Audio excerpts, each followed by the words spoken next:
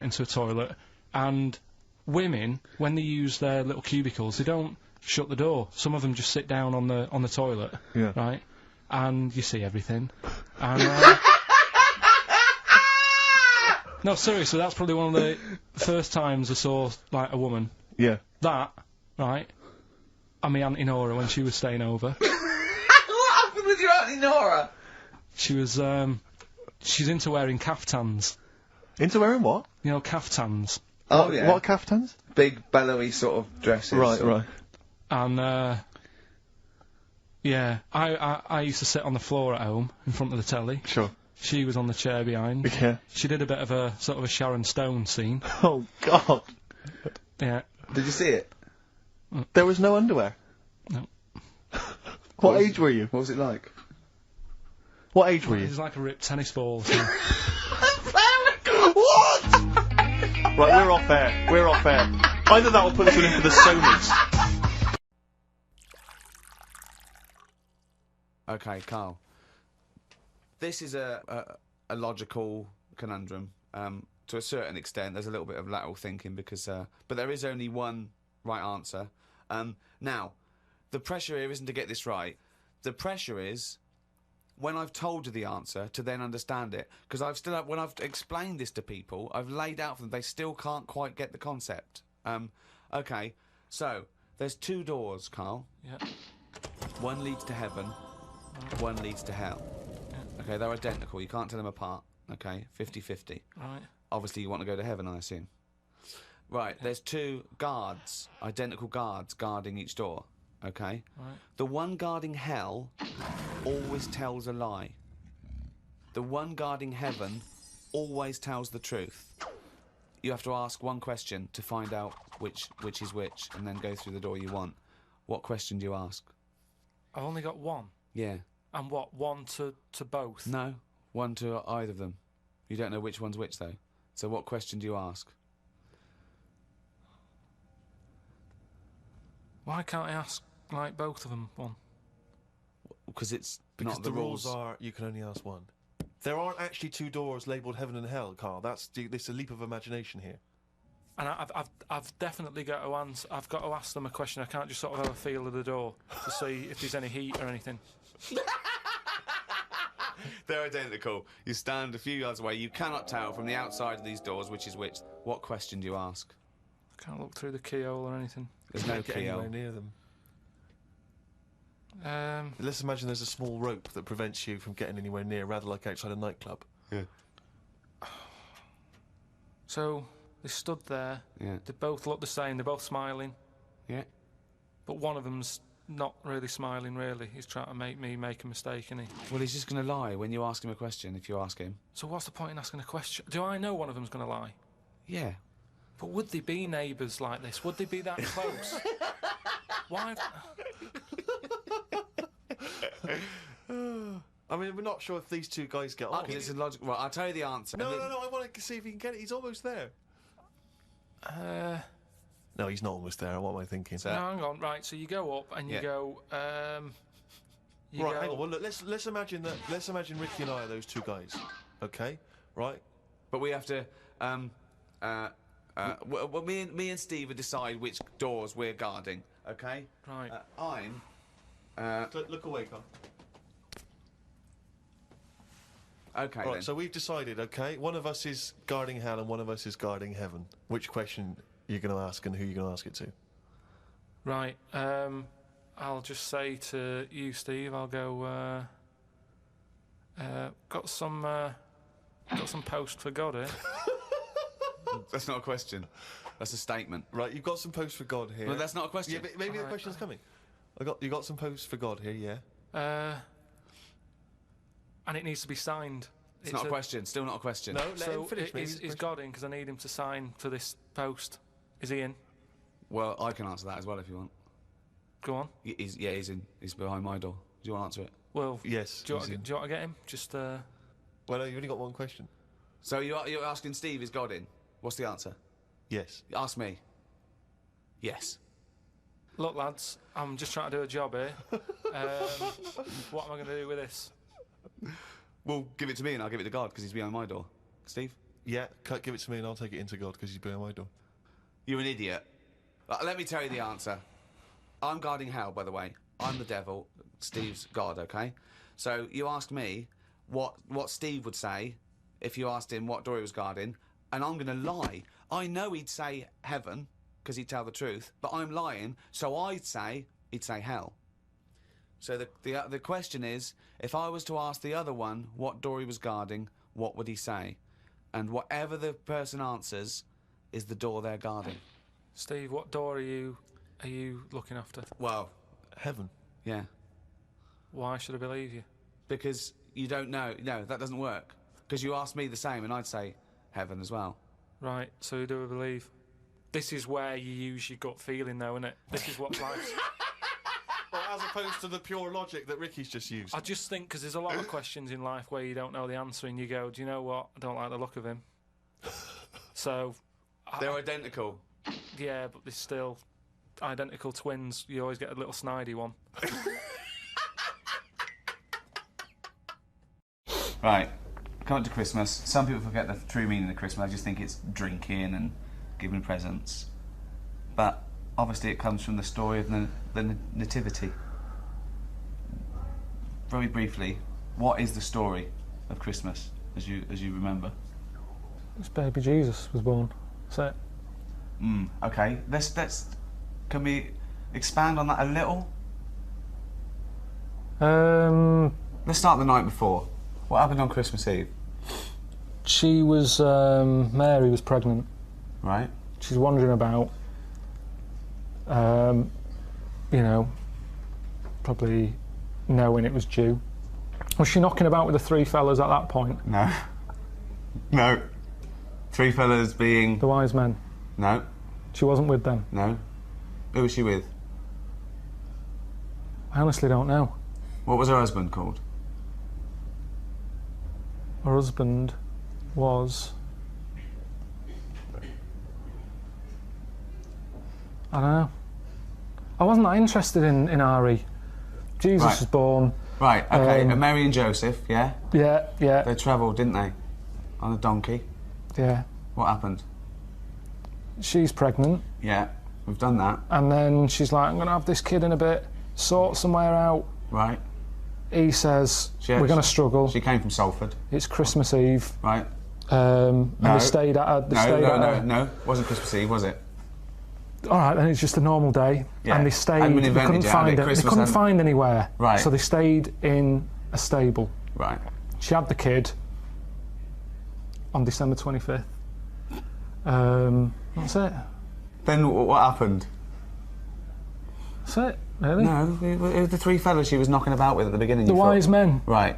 And there was a star involved. They followed a star.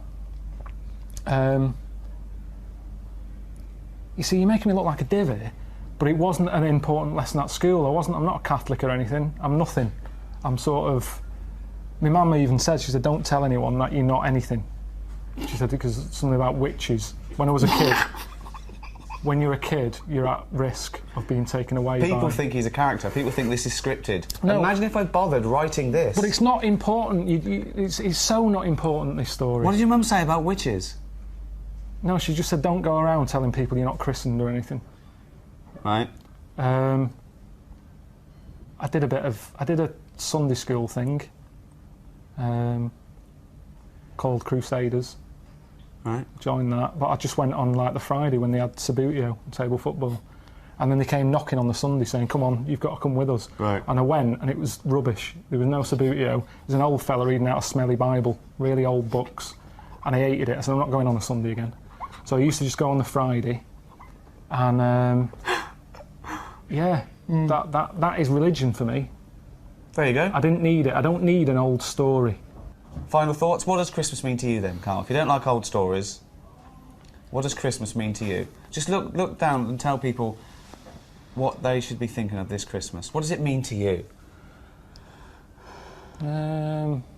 It's hassle, isn't it, Christmas? Got to buy presents. The meal's all right. The food's all right. It's the best, isn't it? If the roast dinner is the, the king of meals, surely the Christmas roast is the king of roasts. Yeah. Christmas. I could do without it. If someone said, we're getting rid of it, I'd go, all right.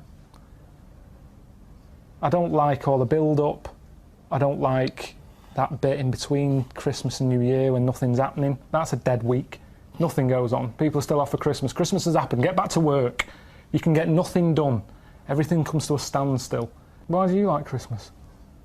I like being allowed to drink gin and tonic at 10 a.m. while watching Noah Ledman's give little sick kids presents. Well, that's what I mean. That's what it's about. It's not about, you're saying to me, telling me the story of baby Jesus, you haven't got a clue yourself.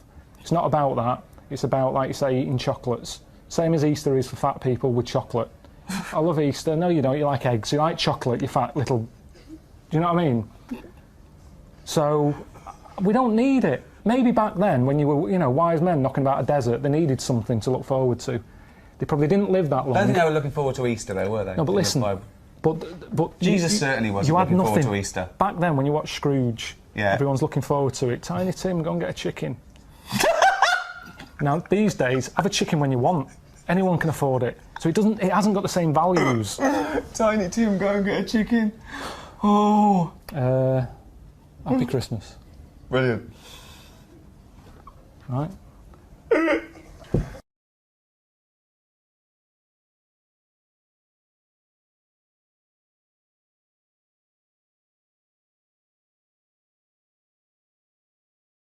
Now. Oh, chimpanzee that! Monkey news, earlier than usual. I'll have to save this link now. Monkey news. We've done a lot of stuff, right, on monkeys, and most of it has been bollocks. No, has been like happy stories. Oh, is this it's not? Is this going to be like our tune? Our monkey tune. Simon Bates, and welcome to our monkey tune. No, but do you know what I mean? We've done stuff about a monkey that robbed a bank. Yeah. Why is that happy? He had a great life after that. Right? What, in Marbella? Yeah. Right. We did the one who saved someone's handbag in a railway station. We've had a lovely marriage, couple of marriages, couple of monkey marriages. Yeah, yeah. There was the one who got a job in a railway station. Yeah, the hairdresser. The one who set up a business in Spain. I don't even remember that one. But, I'm willing to believe that happened. Go on then, Carl. But anyway, yeah. So today's isn't that happy really. It's about some monkey. I think it was a chimp. Who's an ape? Go on. It tried to. I mean, the story set us off at a sort of a weird thing. Yeah. It's something about he went to Russia to do some business. What are you talking about, Carl? It jumped past that bit though. It didn't start there. What? Do you know what I mean? It didn't tell you what he was doing. It just said, "There's this monkey went to Russia to do some business, do some stuff. I don't know. Bit of monkey business." And anyway, didn't work out. So they were furious. We wanted a surgeon. You send us a monkey. Anyway, ended up being homeless. Oh no! So it's taking a turn for the worst. What? Couldn't even get into like a tree hostel or anything like that. That's the problem. And God. Ended up homeless. Got in with some tramps. I don't know where to start. Come on. Yeah, so he's knocking about with some tramps and stuff. You know, sharing drink and what have you around a little fire. They broke into some home, not sort of squatted. Right, so I'm not homeless anymore. Problem was, he had a roof over his little area head. Yeah. And he goes, "Oh, this is good. This is, we're having a good time. This is sorting me out." Yeah. He had his He said that in Russian though. What was he eating? I don't know. It didn't say. But they're in this house. Well, he could only be eating sort of like fruit, nuts, vegetables. I mean, they classically sort of don't eat pork pies and. But they've got McDonald's in Moscow now, so sure, you probably chow down on that. Yeah. Anyway, there was a bust. What? There was a bust in the flat that they were squatting in, all the other tramps sort of knew what was going on, legged it, left little chimps out there, got arrested. And they thought it was a real fella at first. They were like, get him, you know, he's obviously just a scruffy bloke who hasn't had a shave and stuff. Yeah. Hasn't shaved his back for a while. Or his face. Yeah. His head. Got him down the station, and the boss was like, what's going on here? We've got a monkey here. He was like, what? So you arrested a monkey? Well, so the arresting officers hadn't noticed all the way to the station that he kept slipping out of the handcuffs and was going for the entire journey. They didn't notice till they got there. What, did they put a hood over his head maybe and just like, you know? I don't know. I'll give you the story if you want. There's the headline. What is it? What's the headline, Steve? I don't want to see it, but... The headline, this is once again from supposedly reputable news organisation Ananova, homeless monkey arrested in Russia. Did you read on, or did you see the headline and make up that whole story? Most of it is there. What isn't there? What bit isn't there then? No, I think you know. Steve can have a look over it, check it out and stuff. Point out the embellishment for me, Steve, will you? Well, what it doesn't say is that the police didn't realise it was a monkey. That's what I was guessing. Really? That they got it back and said, what are you doing? We've got a monkey here. And they go, yeah? Oh, God. There's some more monkey problems in the week. Have you seen the Alfords advert with monkeys in? No. There's a new advert out for Alfords, selling bikes and stuff. Yeah. Got some monkeys in it. It's caused an uproar. Why? People are saying it's, dressing them up in tracksuits and that is, taking the mickey out of Manchester. Just, it's not nice for the animals and that. So there's been loads of complaints about it. Do they get a free bike or something, do they, I imagine? I think they kept the tracksuits. Yeah. Shall I record that's after this cheeky freak of the week? No, I'm just saying we're not doing this to sort of, again, take the mickey out of the animals and stuff. These are true stories and that. But yeah, coming next, freak of the week. I treat most things in life. It's like I never go to the doctors unless it's really That is sensible. bad. That is very good advice. No. That's brilliant advice Well, for it is, anyone though. listening. Never go to the doctors. Unless it's really bad. But that's why a lot of people, die because they don't want to bother the doctor, or they're mildly embarrassed, or they don't know symptoms, bad symptoms. Go to the doctor if you're not sure about something. Like you were terrified to go and have your prostate. Still not doing it. Why not?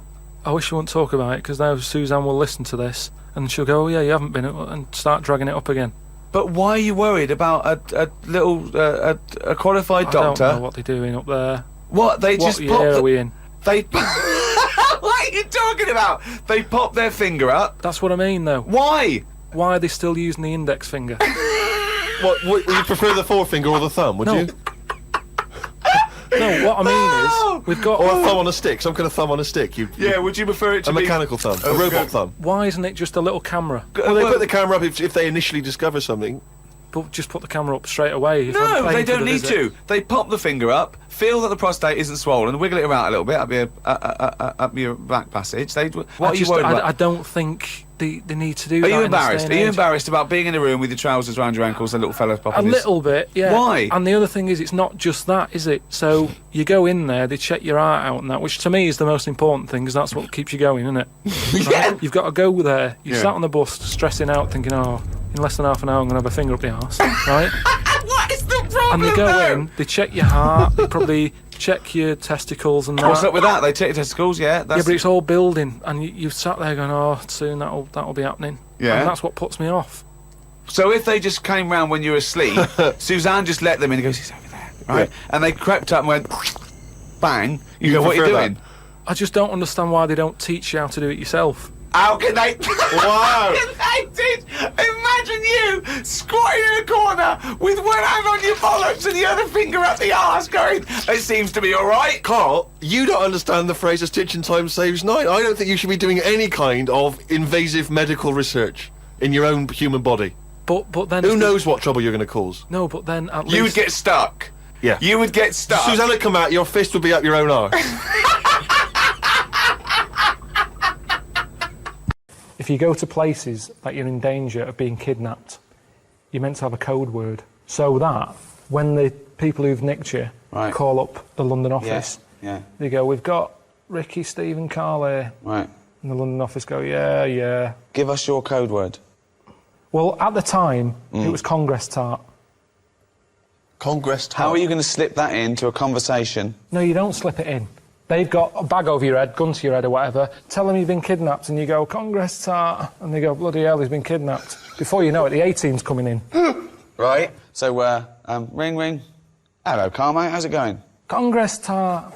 What? Congress tart. Rick, who's on the phone, mate? It's Karl. He said Congress tart, so he's definitely been kidnapped. Who are they? What do they want? Right. Who am I talking to now? Because Them. Ask them. What do you want? He's asking what you want. Well, there's no one here to do that bit of role-playing, so maybe you should tell me what they're saying. They said, they just said they want to use me as bargaining power. But what do they want? What do they want? We'll see if we... But what do you actually want? Oh. What would they want? Is it money? Give them money. Okay, £5 million. Too much. I'm not spending that sort of cash. I've worked hard you for don't this. do that. I'm not spending that cash. You see, this is what worries me. I'm not spending £5 million to get you back. That's what's worrying. No. Because that's what would have happened. Can't we negotiate? Put them on. Yeah, here's Ricky. Right, you've got to play him as well, though. Hello? Hello? Who's that? Never mind who it is. Where's me $5 million? Can't afford £5 million at the moment. We're going to kill this kid if you don't give us the $5 million. How can We're you call getting him a sick kid? of him. Why? What's he doing? He's just shouting Congress tart. Give him the money. Give us the money. Okay. I wouldn't have got him to call you, actually. There's no way.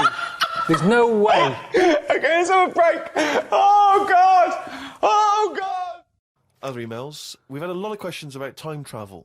People are fascinated about your approach to time travel. And I know we've talked about this in the past, but this is a very specific time travel question. If you had a time machine, Karl, to what event in your childhood would you travel back to and why? What's the point in going back to things that you thought? No, it's just that it's never as good, is it? It's like a place you go on holiday and you go back thinking it'll be as good as the first time. It never is. So I don't believe in going back to places. What do you understand the question as?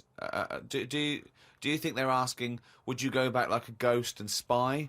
Would you go back and you've got your childhood back? You are that child again. You're in the body. You are the child. Or you've got your adult head and experiences on. Rick, I really don't think Karl was thinking there was any of those variations. Let's be honest. But now that you've flagged them up... I think he was thinking of him as he is now in school with a cap on.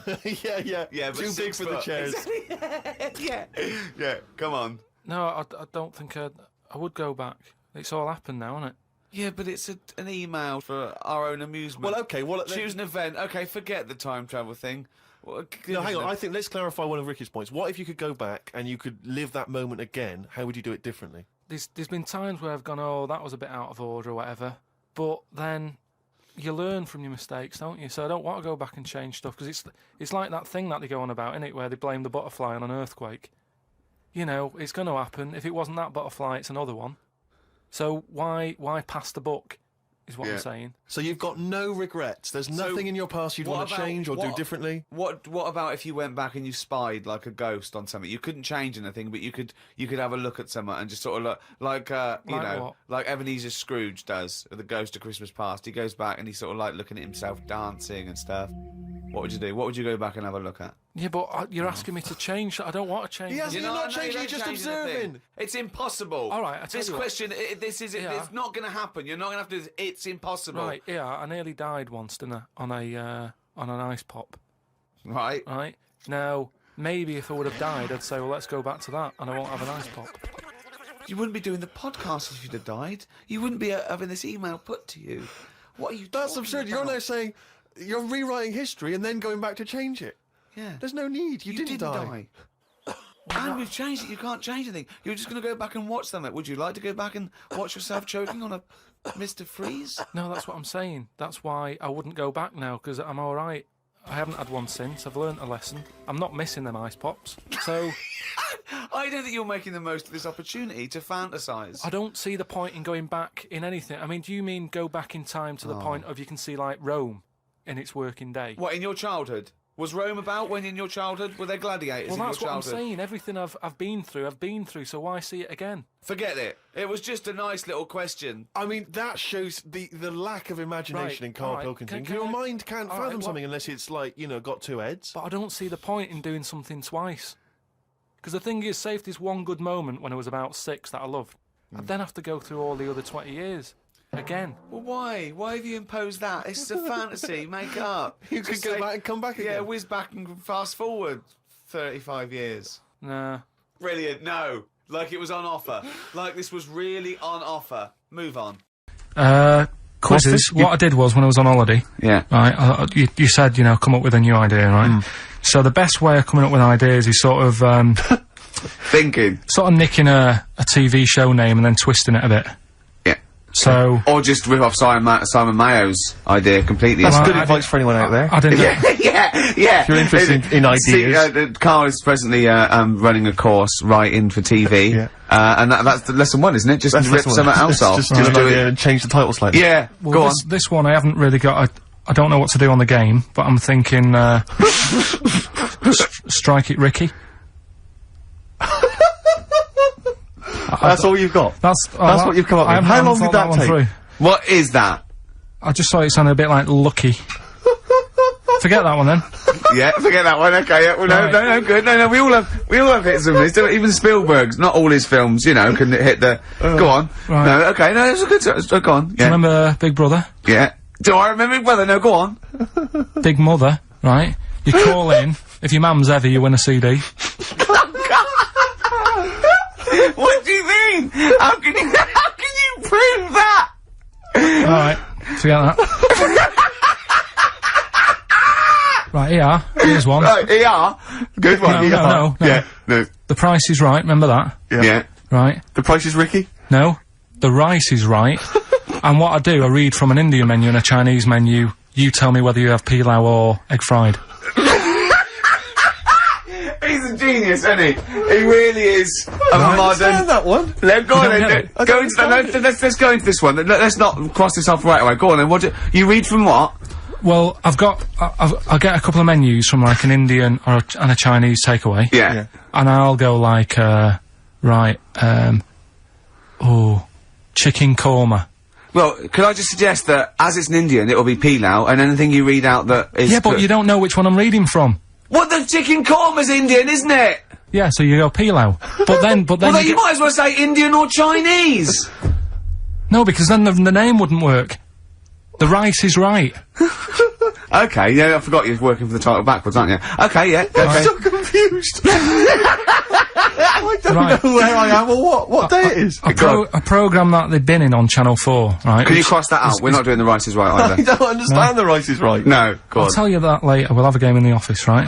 A game that they've been in on Channel 4, but has got really big viewing figures. Well, obviously not. Right. Or they wouldn't be bidding it. Go on. Do you know 15 to 1? Yeah. They're getting rid of that, right? Are they? I'm thinking 15 Taiwan. Get some items that are made in Taiwan, right? Get 15 items, and I say what they are, and then you go, oh, I bet it's the vase. Or something. That's one that's made in Taiwan. Yeah. Just explain that again very quickly. No, don't go. Alright, Cross it out. forget that. Cross it out. 15 Taiwan. Right. Possibly, Anders. Maybe send in a CV. Or email a CV. He's put a little bit of all of us in that, hasn't he? Oh, I'll ask you if he's a goggle-eyed freak, Steve. Alright, calm down. Well, no, I didn't mean there's no need to get insulted. No, I didn't No need to necessarily get mean nasty. you, No did need I? to get nasty. Well, Also, I was thinking about that, actually, Steve. Oh, God. Just talking of the old, What? What? Talking to the what? No. Do you know, like... This better be good. No, you don't have that many girlfriends and what do you mean? Carl, why are we on this? I was defending you in the whole monkey discussion. Come on, what's your point? no, What's your no, point? What's your point? No, what's the point? What's the point? I just was thinking... If there was an infinite number of Steves? You're an odd-looking fella. Come on, Carl, get to the... No, you know cut I know to the quick. that. I've told you that Cut loads to of the quick. times. What do you mean, you know I know that? Well, there's no point pretending anymore. Steve, I'm flabbergasted. But also, you don't like spending money, right? He's mean and weird looking. Valentine's Day. Are you sort of, you know... You've got to love him now, haven't you? What are you happier with? The fact that no girls like you enough, right? This is really mental. Or are you happy because you don't have to spend any money on a card for someone? A little from column A, a little from column B. Right, let's have more monkey news. What have we got? No, we've got so much to get into this show. Insults, We don't stupidity. need the insults. I think we've got enough. We don't need the Yeah, insults. there's no more insults. No more What insults. angers me with Carl is, you know, he's been planning that. No, I haven't. I was thinking about it on the way in because Valentine's Day is coming up and I'm not a big fan of it. Right. Condoms? You bought your girlfriend a box of condoms for Christmas. I don't think you can have a go at me. To be fair. No, but I don't just treat her on Valentine's. I'm always... Do you know what I mean? You don't even treat her on Valentine's. You don't even treat her at Christmas or on her birthday. When do you treat her? Hang on a minute. Wait a cotton picking minute there. Oh, why I order. Wait a minute. What was that? Tiffany dog. I treat your girlfriend better than you, and I've only met her twice.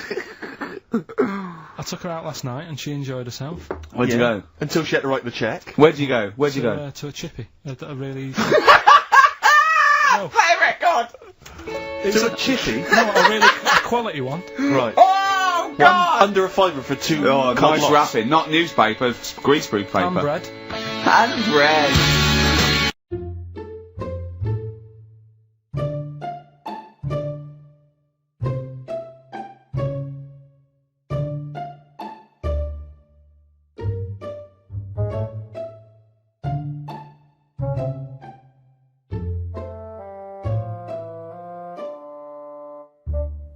So in the final chapter on death, you go to Accra, is that right? And you kind of... Accra in Ghana, Accra. yeah. And this woman's died, this kind of local figure. Over there, death is like the biggest bit of your life. It's almost like you spend more money on your funeral than anything else in your life, more than your wedding, more than you sending your kids to school and everything. That's what life's about, having a brilliant send-off. And it's healthier to have that attitude, I think, and I don't know. I mean, I think I am pretty good knowing that, you know, I know that I'm going to die, and I'm pretty good at accepting it. And for me, that's what makes life good, really, knowing that it's going to end. When I was a kid, Pac-Man was a massive game. Kids watching this, they'll go, what's Pac-Man? But it's a game, innit, where it's a man eating like that. And it makes its way around a maze eating... In fact, here's a little... this is interesting. Oh, yeah. Can you remember the noise of Pac-Man as it's going round? I don't think I can, no, go on. Put your finger in your ear and push it in and out. Oh, yeah. That's the noise. Oh, yeah, you're right. That's what it's based on, I think. Is it? Yeah. That's brilliant. But anyway, so Pac-Man is just being chased about by ghosts, and you've got to run away from the ghost, haven't you? And, you know, that's kind of his life. And you get 3 lives. But when I was a kid, I typed in a code. Oh, yeah, yeah. That meant I'd have everlasting lives. Yeah. And even then, I remember I played it for, 45 minutes before I got bored of endless amount of lives. But that was a point, I think, when it made me realise that living forever isn't all that. Because for Pac-Man, I think his most happiest time was when the game was over. It wasn't being chased anymore.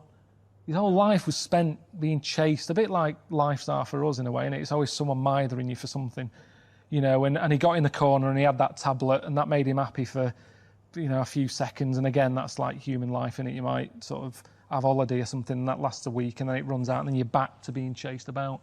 And it was that fact that, you know, it was lasting forever. I worked it out then. So if you could have a cheat code... For life, don't do it. Life. So there you go, That's death. You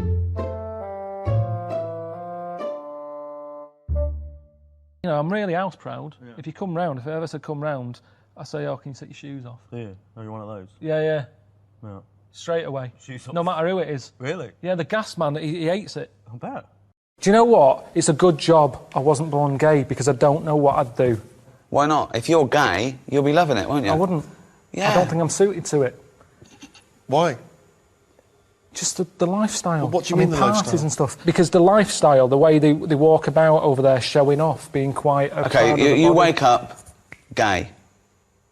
tomorrow, what's the first thing you do? Do you get a boyfriend or do you play the field? I think you play the field. Yeah, are you going to talk the same? Yeah, maybe in time. I suppose things rub off. If I'm knocking about with John Inmans of the world, I'm probably going to start maybe a little sort of, give me something to say. Oh, hello, I haven't seen you for ages. Right, so it'd be a bit different. Maybe oh, hello. Right, I haven't seen you for ages. Okay. It'd be little things like that, and people would suddenly go, have you met Karl recently? Sounds different. Or So you go home, your dad goes, all right, son, how's it going? Been doing any DIY recently? Oh, hello, Dad. I haven't been there for a bit. Oh, what are you talking like that for, Karl? How's Suzanne? I'm not with her anymore. This is pointless because it's not the life I would choose. Okay, but you've woken up gay. But I wouldn't believe it then. I'd just go, oh, I feel a bit happier today, don't know why. No, but then you start going, you go down, you buy a gay magazine, you're flicking through, you're looking at more cock than you've ever seen before in your life, and you're loving it. You look down, something's happened. What do you do next? I just wouldn't look at that magazine again. No, you're loving it. You go, I can't believe I haven't seen this magazine before. Yeah, but I've seen knobs before. Have you? Yeah. Where? You see knobs all the time. Where? In gyms and that. And don't say you don't look, because you do when you're in a gym. Because it's there. What If is? you don't look, if you're going like that, that's more of a worry. If you're not happy looking a knob in the face, there's something wrong. You should be comfortable with it. Just there you It's go. a good rule look. of thumb. So, now, I went to Brazil during carnival time. I had a whale of a time. I really enjoyed myself. Great. It's lively, it's vibrant, loads going on, people are in good spirits, colour, energy. Nothing but whinging.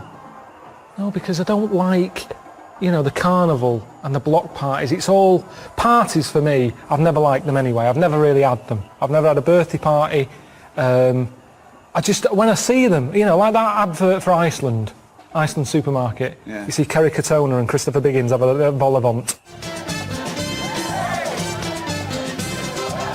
I don't look at that and go, that looks like a good night. No. But you're meant to, aren't you? It's meant to give you a good feeling. Iceland supermarket, look at the fun you can have with the food. I don't know where that party would be happening. But I don't look at it and go, I'd love to be there. And it was the same in Brazil. I don't like false fun. That's what it is, false fun. Yeah. I don't like it when people organise stuff. Come round Thursday. Come round and have a drink and a chat. I don't know how I feel on Thursday. But you'd never get anything done if you didn't have a bit of planning. No, because you just, you go with it. It's good. Because you could go up to somebody and go, fancy coming round tonight? I've got some beers in, have a chat. Oh, I wish you'd have said, I'm going to a party. No, you're not. No, you're not. What? Because there isn't such thing as planning. I'm just in the mood, I'm walking down the street. Okay. I see you. Yeah. Fancy coming round tonight? No. Why not? I need more notice than that, really. Why? I left a chicken out. It goes off Okay. tomorrow. And I go along, alright Steve, you coming round tonight? He's having chicken with me. Well, no, but I didn't know that because we hadn't arranged that. Yeah, you hadn't so I've got arranged it. something going on, Rick. Sorry. Oh, sorry. Yeah. I can't eat a whole chicken. Do you want a chicken? Okay. And there you go, you see. So my night is better than yours. I'm eating your chicken. I'm having a free night out here because there was no planning going on and I'm getting a free night of chicken. What? Now, imagine if on the Wednesday before you went... What day is it now? What day was today? Tuesday. So Tuesday, we're all walking down the street. I always get emails from people going, are you coming out next week? I don't know. I don't know. You don't know. I don't like it. Long term. No. Do you know what? It's a good job I wasn't born gay because I don't know what I'd do. Why not? If you're gay, you'll be loving it, won't you? I wouldn't. Yeah. I don't think I'm suited to it. Why? Just the lifestyle. Well, what do you mean the parties lifestyle? and stuff. Because the lifestyle, the way they walk about over there showing off, being quite... Okay, you wake up gay tomorrow. What's the first thing you do? Do you get a boyfriend or do you play the field? I think you play the field. Yeah, are you going to talk the same? Yeah, maybe in time. I suppose things rub off. If I'm knocking about with John Inmans of the world, I'm probably going to start maybe a little sort of... give me something to say. Oh, hello, I haven't seen you for ages. Right, so it'd be a bit different. Maybe oh, hello. Right, I haven't seen you for ages. It'd be Okay. little things like that and people would suddenly go, You met Karl recently, sounds different. So you go home, your dad goes, all right, son, how's it going? Been doing any DIY recently? Oh, hello, Dad. I haven't been there for a bit. Oh, what are you talking like that for, Karl? How's Suzanne? I'm not with her anymore. This is pointless because it's not the life I would choose. Okay, but you've woken up gay. But I wouldn't believe it then. I'd just go, oh, I feel a bit happier today, don't know why. No, but then you start going, you go down, you buy a gay magazine, you're flicking through, you're looking at more cock than you've ever seen before in your life, and you're loving it. You look down, something's happened. What do you do next? I just wouldn't look at that magazine again. No, you're loving it. You go, I can't believe I haven't seen this magazine before. Yeah, but I've seen knobs before. Have you? Yeah. Where? You see knobs all the time. Where? In gyms and that. And don't say you don't look, because you do when you're in a gym. Because it's there. What and is? If you don't look, if you're going like that, that's more of a worry. If you're not happy looking a knob in the face, there's something wrong. You should be comfortable with it. Just there you go. It's a good rule of thumb.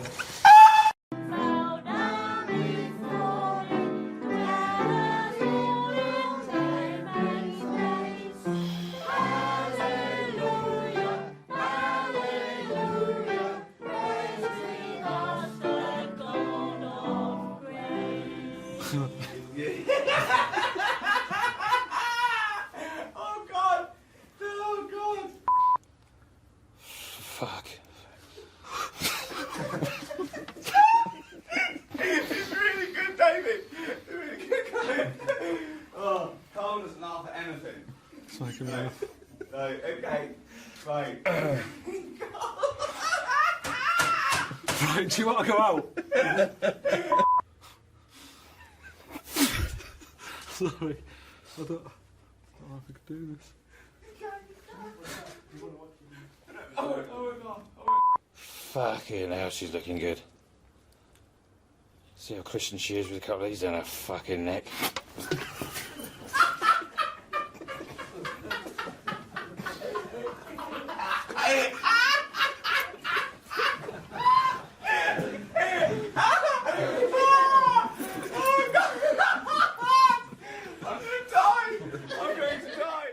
You know Hannah's got you out here because you stink?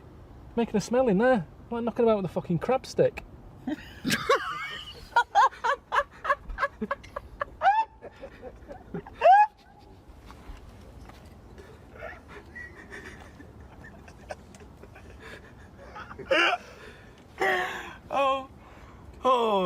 Worst style ever. Well, whose head is it? My head.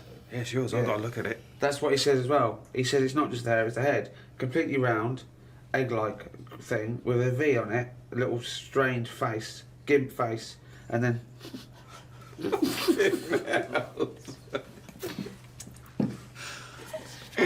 Okay, let's do it again. Don't worry about it anyway, it's nature. It's not nature, mate. It is nature. It is nature, that's exactly what it is. This bit fucked off, that bit stayed. Don't worry about it. Oh, God! Oh! No chance! Picture on the when I was on the plane coming back from here, there was a picture of this new luxury hotel. It'll be, I think, $10,000 a night to stay there. It looked extraordinary. It was a hotel, and the best rooms were built under the water, under the sea. Wow. So it was the best hotel we've ever seen, but surrounded on all sides by glass, and out of it you could see the sea, the sharks, the fish. I don't think I'd like that. No? But that, again, that's just one of them hotels where it's over the top for over the top sake, innit? Like where they have 12-course meals. Well, just have 2 but make them bigger, rather than dragging it out and there's the first course. You know, a couple of Snails. Yeah, it's just for me all that is. Don't eat a snail. Don't have one snail. Eat one big tortoise. If you want slow food, don't have loads of little snails. Here, there's a giant tortoise. Tuck into that. Feeds 10. But it's what you were saying before. When you start having to take a risk with food, like the fish that can kill you if you eat it, don't bother. There's apparently a delicacy in Japan, again, someone could verify this, where they eat a live little octopus. And it can stick to your throat because it's obviously fighting for its life. I mean, good. Again, you don't need to eat a live octopus. What are you thinking? How cruel is that? Well, how fresh do you need your food? It's not, do you know what I mean? But I always remember this story when I was a kid about some bloke who, bit sad, this story, but weird. He had throat cancer, right? And his doctor said, carry on with your life, right? It's not going to be that good, but just carry on. But don't eat meat. And he was like, I love meat. He's like, yeah, but just don't, have your veg, plenty of vitamins and stuff, keep yourself strong, but don't be eating that anyway. He was fed up because he loved his meat, and his wife was feeling a bit sorry for him one day, and thought, I'm sick of him looking fed up and that, all he wants is some meat, for God's sake, give him some meat. So she goes to the butcher's, gets him a big piece of, steak and what have you. He can't believe it, he's like, oh, brilliant, cheers for that. Anyway, he's got the meat on his plate, just about to tuck in, and the cancer comes out from his throat. What? No, I know, he sounds really weird, but it's something that I was told about years ago when I was growing up. What are you talking about? It was just some bad illness, some cancer thing, and it was coming out waiting for the meat. It was sort of dying. Again, a lot of your medical knowledge is from the film Alien. So this guy with throat cancer, okay, as opposed to it being a disease of the cell, it was like a living. The alien. So it was the animal. It was the little animal cancer. That's why what are you talking about? Meat. He wasn't allowed to eat meat. So it's sitting there. So it's actually sitting there and so. I'll tell you what I'd have done if I'd have had some cancer in my throat. I'd go, there you go, rid of that. What are you talking about? So what happened? He choked to death on this thing, and the wife was like, "Oh, I shouldn't have given him the meat after all." Just that's a bollock story. It's all. There's loads of weird stuff like that. That happens in medical stuff. Well, the terrible thing is, if you got testicular cancer and you eat meat, your bollocks come out of your trousers, and they're all over the plate, and you have to be asked to leave the restaurant. The other thing that I was told when I was younger about medical stuff and that. Who's telling you this stuff? My mum told me about it. Jeez. Because she always says to me dad, because he has too much meat, and she's always like, Remember the fellow with the troll in his throat. But me gran, she had something wrong with her eyes, and they sort of took them out, and they were just dangling on her cheek, and she could still see through them. They were operating on her. Oh, yeah, you would have, yeah. They sort of say... No, she wouldn't have been conscious, though. No, they were then, because it's something to do with the eyes, and it's like... No, it's no good operating on eyes if your eyes are asleep. What do you mean, your eyes are asleep? It's like a heart, isn't it? You want to keep them awake. No, so keep what do you mean open. You want to keep them awake? What, heart surgery is blokes awake? Stop talking shit all your life. What I mean is they don't stop the heart. They sort of... they don't stop your heart because it kills you. Yeah, I know. So what I mean is it's like the eyes. They wanted to make sure they were working. So the only way to do it is keep her awake. No, it's not, because you don't know whether they're working or not. You can't see what she sees. What, you think, you can plug something in and see what people are thinking? It was something like that. No, it wasn't something like that. Well, she could see. She said it was really weird. How, you can see... She could see her knees.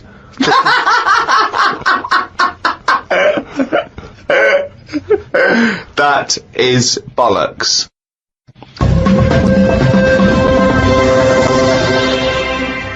Oh, chimpanzee, that is only gone and written it down, the little... That's the jingle for Karl's diary, excerpts of which we read each week. Get straight into it. A band from the Conga have won the Best Newcomers in a Radio 3 competition. They use pots and pans for instruments. It says that the Conga is a poor, sad place. So why do people do that happy dance at the end of parties called the Conga? Right, one is the Congo. There's no place called the Conga. They come from a place called the Congo. Where do you come from? Okie dokie. It's a terrible place. We don't know whether we put our left leg in or our right leg in. Sometimes we shake it all about. We're not sure if we should. But, Conga! Fucking hell, you're such a... Went into the gadget shop today. It's full of stuff that we don't need. Gadget used to be a good word that made you think of James Bond with all his gadgets. The best thing I could find in the shop was a clock that ran on potatoes. We are definitely going backwards. I agree. Well, who cares about that? A little electrical impulse, so what? Had a night out with old schoolmate. found out about more of the other lads I went to school with. One is living underground. What do you mean living underground? Not like a mole. Do you mean he's got a basement, or do you mean he digs a hole every night?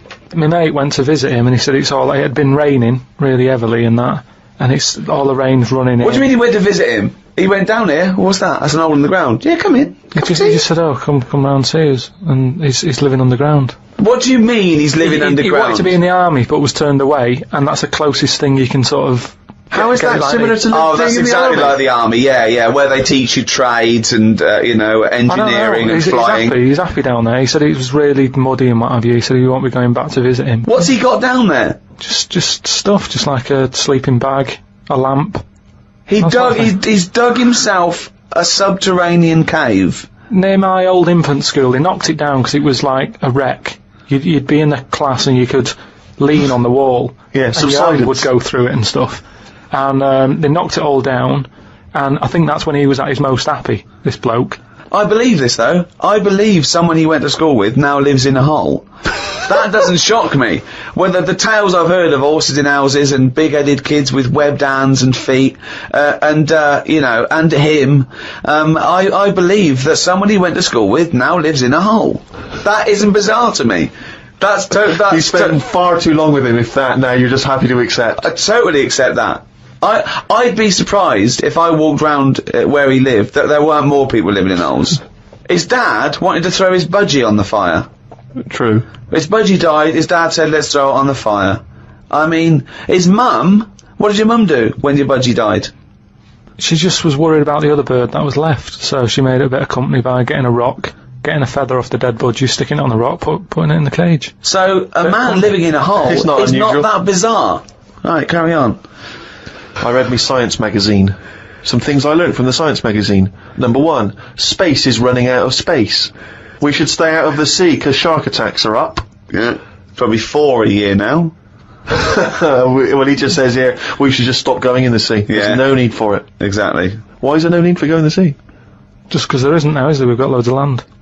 So just, one or the other. We walked out of the sea. Now, this is what I mean about going backwards. Getting back in it again. We came from the sea originally, now we're going back in it. Don't go in it. Unless you're in a boat. The rules, according to Karl Pilkington. The rules of Karl Pilkington. Oh, God. Did the podcast and then went for a walk round Manchester Square. Years ago, a woman lived round there who had a head like a pig. She was known as the Pig Woman of Manchester Square. That made me think if there were other pig-headed women knocking about London. Do you know what I mean? Why was she nicknamed that? Why not just the pig-headed woman? That suggests to me like there was loads of pig-headed women, and that's the one of Manchester Square. Right. Well, no, it was more to do with identifying her, not amongst other pig-headed women, but go, have you seen the pig woman of Manchester Square? I.e., go down there and see the pig woman in Manchester Square. What happens if she's walked off from there, though, and you go, well, no, but I saw one on New Cavendish Street. No, well, she'll always come back if you rattle the feed. Watched a film about Hitler. Didn't watch all of it as it was subtitled. Can't be doing with that. Asked Suzanne if cinemas are full of deaf people when they're showing subtitled films.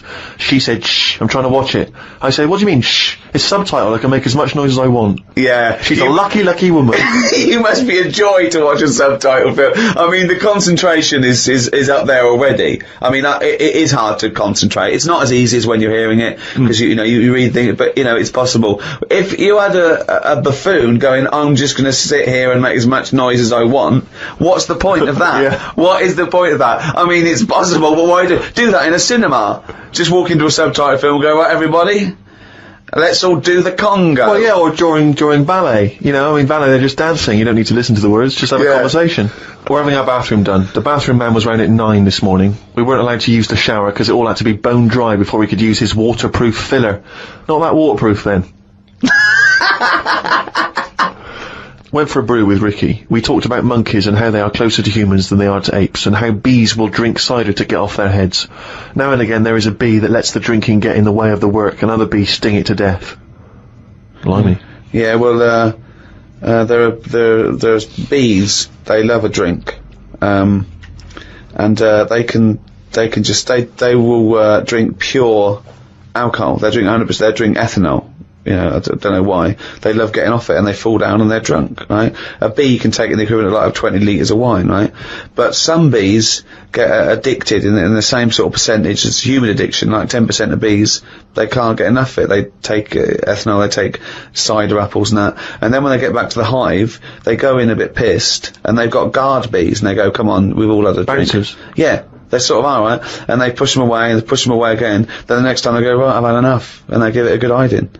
And Karl couldn't get over this. I saw his face, but I knew that he was thinking of that bee with sort of like eyes rolling around his head, a little bit belligerent with his jacket on backwards. Yeah. You know, and the bouncer going, come on, son, we've all had enough. Let's move away, move away. You're not coming in, right? You're wearing trainers. Yeah, you know, you're wearing 3 pairs of trainers, and I'm sick of it. You know. But what I did find out, because I went home and went on the computer trying to find out about drunk bees knocking about, they're not actually meant to fly. It's only because they don't know. Fly. Well, no, but if they were told that you're not actually designed to fly, they wouldn't bother. No, this is that thing that goes around that aerodynamically, on the face of it, looking at the size of the wings and the body proportions and everything, that it's a surprise that they can fly. Okay, it's not that no one's ever told them they can't, and as soon as someone tells them you're not meant to fly, they all fall out of the sky going, oh, what are we doing? Like in a cartoon. No, but it's something about the confidence and that. At the moment, nobody's saying. It's nothing to do with the confidence. There is no such thing as confidence in bees. A bee never loses its nerve. That's not why it drinks. Because what are you drinking for? I'm just not confident anymore. There's no point to turn to the bottle. I can't go up there again. You're an idiot.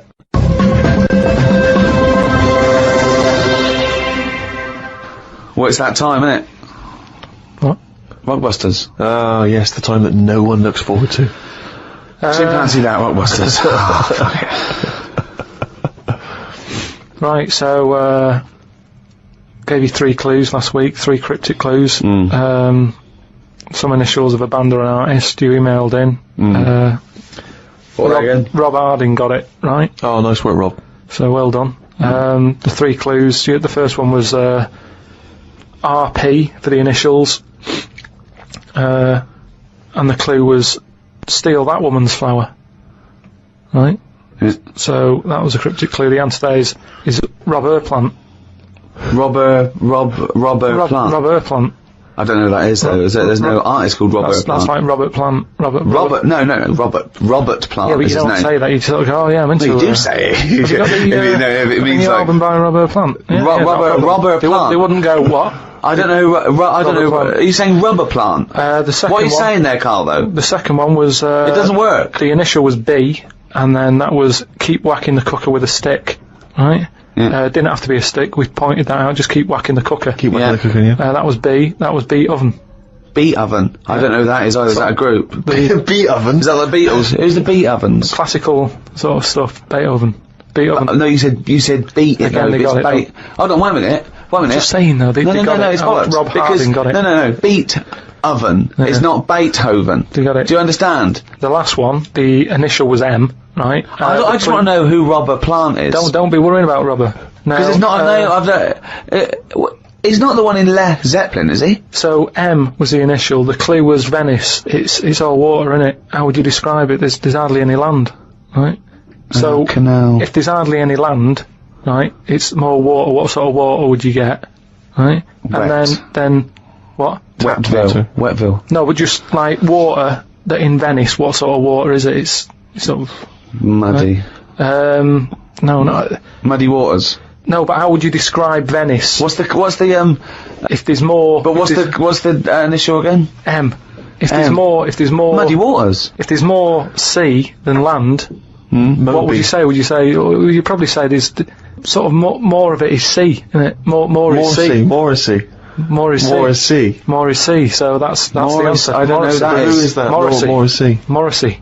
So well done to. That's the worst one you've ever done. Well done. Ridiculous. That's the worst you've ever done. It's ridiculous. Morrissey. Right. If they're that shit, don't do it anymore. So well done to Robert Harding. He's in London.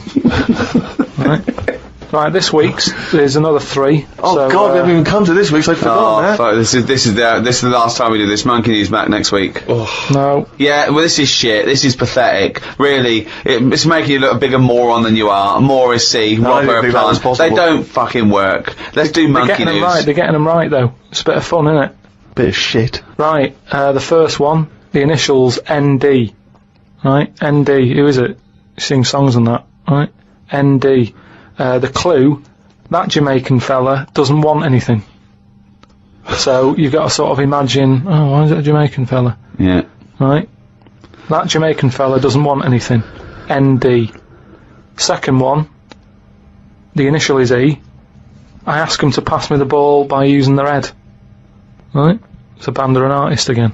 I ask him to pass me the ball by using their head. And the last one, TR, the initials, TR. He's got the woolly ones, but I've got the ones that run and charge at you. What I forgot? What? He's got the woolly ones, but I've got the ones that run and charge at you. So what I forgot? And what's the... TR for the initials, right? Email in, podcast@rickygervais.com, we just pick a winner, send you some stuff. That's Rockbusters. Right? Well, that's end of another half hour of... Could I just say this? Absolute drivel. Yeah, I mean, really more than ever. I mean... can I be honest with you now, Rick? I'm embarrassed to put my name to this week's show because of the amount of twaddle that has been spoken. It's my name on it, which is the embarrassing, but, you know, let's take the village idiot that is Karl Pilkington. It's his fault, because I realised not only has he got an head like an orange, he's got a fucking IQ of an orange. So it's goodbye from me. I'm not saying my name. Goodbye from Steve Merchant. Why are you mentioning my name? Don't mention my name. But mostly, goodbye from Karl Pilkington. Mainly his fault.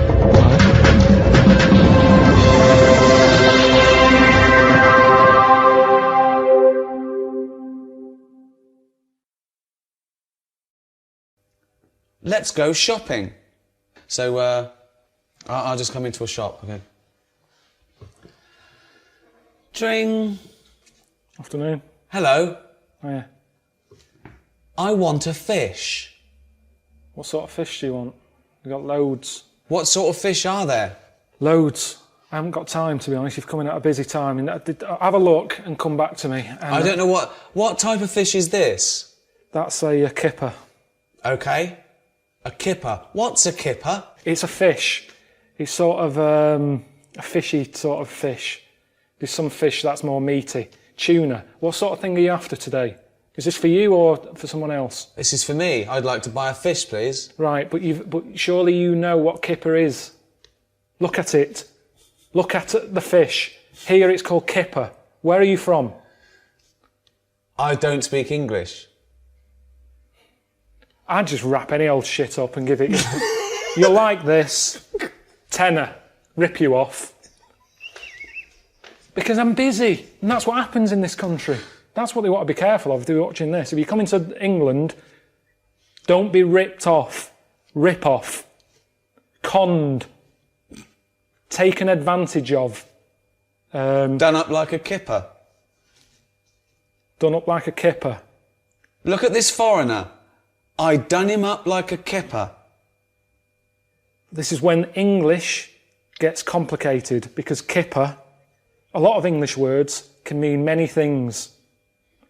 Good luck with that. Now, after being sent around the world 3 times by Ricky Gervais and Stephen Merchant in An Idiot Abroad, in his brand new series, The Moaning of Life, Karl Pilkington is going it alone. Before we talk to him about the ups and downs of his latest adventures, here's a quick look at the man himself in action. Reynold Fiennes, or whatever his name is, when he climbed Everest. He didn't say, here's my little mate abroad. What numbers in my mobile phone wouldn't fill this row of tables here? It's a town made for mermaids. Okay.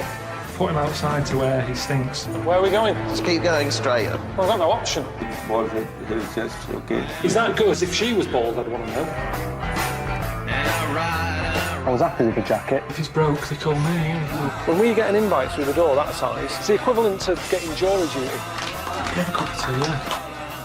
Karl joins us now. It's lovely to see you, as always. This new series is a bit of a journey of self-discovery in a way, because each episode covers a big topic, doesn't it? Yeah, it's the big things that happen in your life. It's the marriage idea, having kids, happiness, death.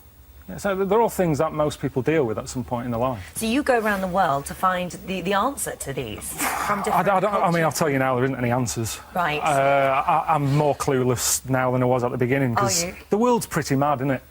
The way people do things and why they do things, and you ask people why they do them, and they go, I don't know, they just do. There's a lot of traditions, isn't there, that just keep things going. You think that's the reason for it. So, yeah, the first one's on Sunday night at 9, and it's about marriage. And it is about marriage, yes. So you go to one of the clips we're going to show us in a minute. You go to India. India. And you sort of explore the idea of arranged marriages. Yeah. And they have sort of agencies for arranged marriages. It's all pretty smooth. I mean, I know some people sort of go, oh, arranged marriages, that's a bad thing. But if you're like me, I've never been one for chatting women up. I can't do it. Right. Forget it. It's not going to happen. OK. So for people like me, if you can go into an office and you've got a bloke going, right, here's a catalogue, what sort of thing are you after? That's not very romantic, is it? But it works a lot. Honestly, the woman who I met, I reckon, and honestly, she was well into me. She would have had me like that. Honestly, she was well into me. And I think I would have been quite happy with her. Really? Honest to God, if I've got a girlfriend, I've had her for ages. But if it didn't work out, I'd probably be back on a plane to meet this woman, because honestly... And were you just a match? You were a match? It was just, I went in and there's a bloke there and he's saying, what do you want? And I'm going, oh, I don't want anyone who's too clever or anything, because I'd end up annoying them. And I just write down what I'm like, you know, you write down your bold, skills, your interests, what you like. And in the end, I mean, the weird thing is everyone's there. When you turn up, the mum and dad was there, and they're quizzing you. I don't do interviews. I'm nervous at this. I find this weird. I've never got a job through doing an interview. So it was exactly like that. But you had to be honest. Well, you nearly got a future wife. I know. Honest to God, you haven't seen it yet? We've got a clip. Should we have a look? Right, yeah, let's have a look. Yeah. Tell me something about your parents. Are they doctors? No, there's no doctors. I mean, they've retired now. My dad has done loads of jobs, from tiling, gardening. Yeah. He's done courier work, taxi driver. He had like a butty shop with my mum. What level education you have finished? I didn't do that well. The school wasn't very good. So did they know that you had no intention of marrying their daughter? I don't know. I asked that because obviously there's a director there and a cameraman and everything, and I thought they were just doing this for fun, but by the end the dad was, I mean, it's the problem with talking about it, because it ruins it, doesn't it, for people watching. But by the end, the dad was sort of going, right, can we get your number, maybe you can meet again tomorrow for a coffee, go to the cinema. And I was a bit like, oh, hang on. At first I was enjoying it, because I'm thinking, I'm doing all right here. I forgot all about Suzanne at home. Talked to her about an hour before. And I sat there going, she's got all right. And then I suddenly was like, oh, God, I'm going to have to let her down. She's going to have to know. And I was going, I'm not telling her. How was work today, darling? Yes, it was great. I got married. I know, honestly. So it sort of built me up a bit, because, like I say, I've never been... I don't know if women like me or not. But through that, I was like, yeah. Well, that was... that's the... As you said, that's... this week's show, that's the marriage one. What about the other subjects? How do you cope with death? How did you deal with that one? I mean, I'm really interested in death, because it's going to happen. It's not... You see, with marriage, I haven't got married, even though I've been with Suzanne for ages. It's like, kids, we haven't bothered. But death, it's going to happen. You can't avoid it. Can't avoid it. Well, you went to an unusual funeral, didn't you? It's maddest. Honestly, I've been all around the world, and I've seen some mad stuff. And I get a bit blasé. I think, oh, another tribe, I've seen it. You know what I mean? You get a bit blasé about stuff that I'm visiting around the world.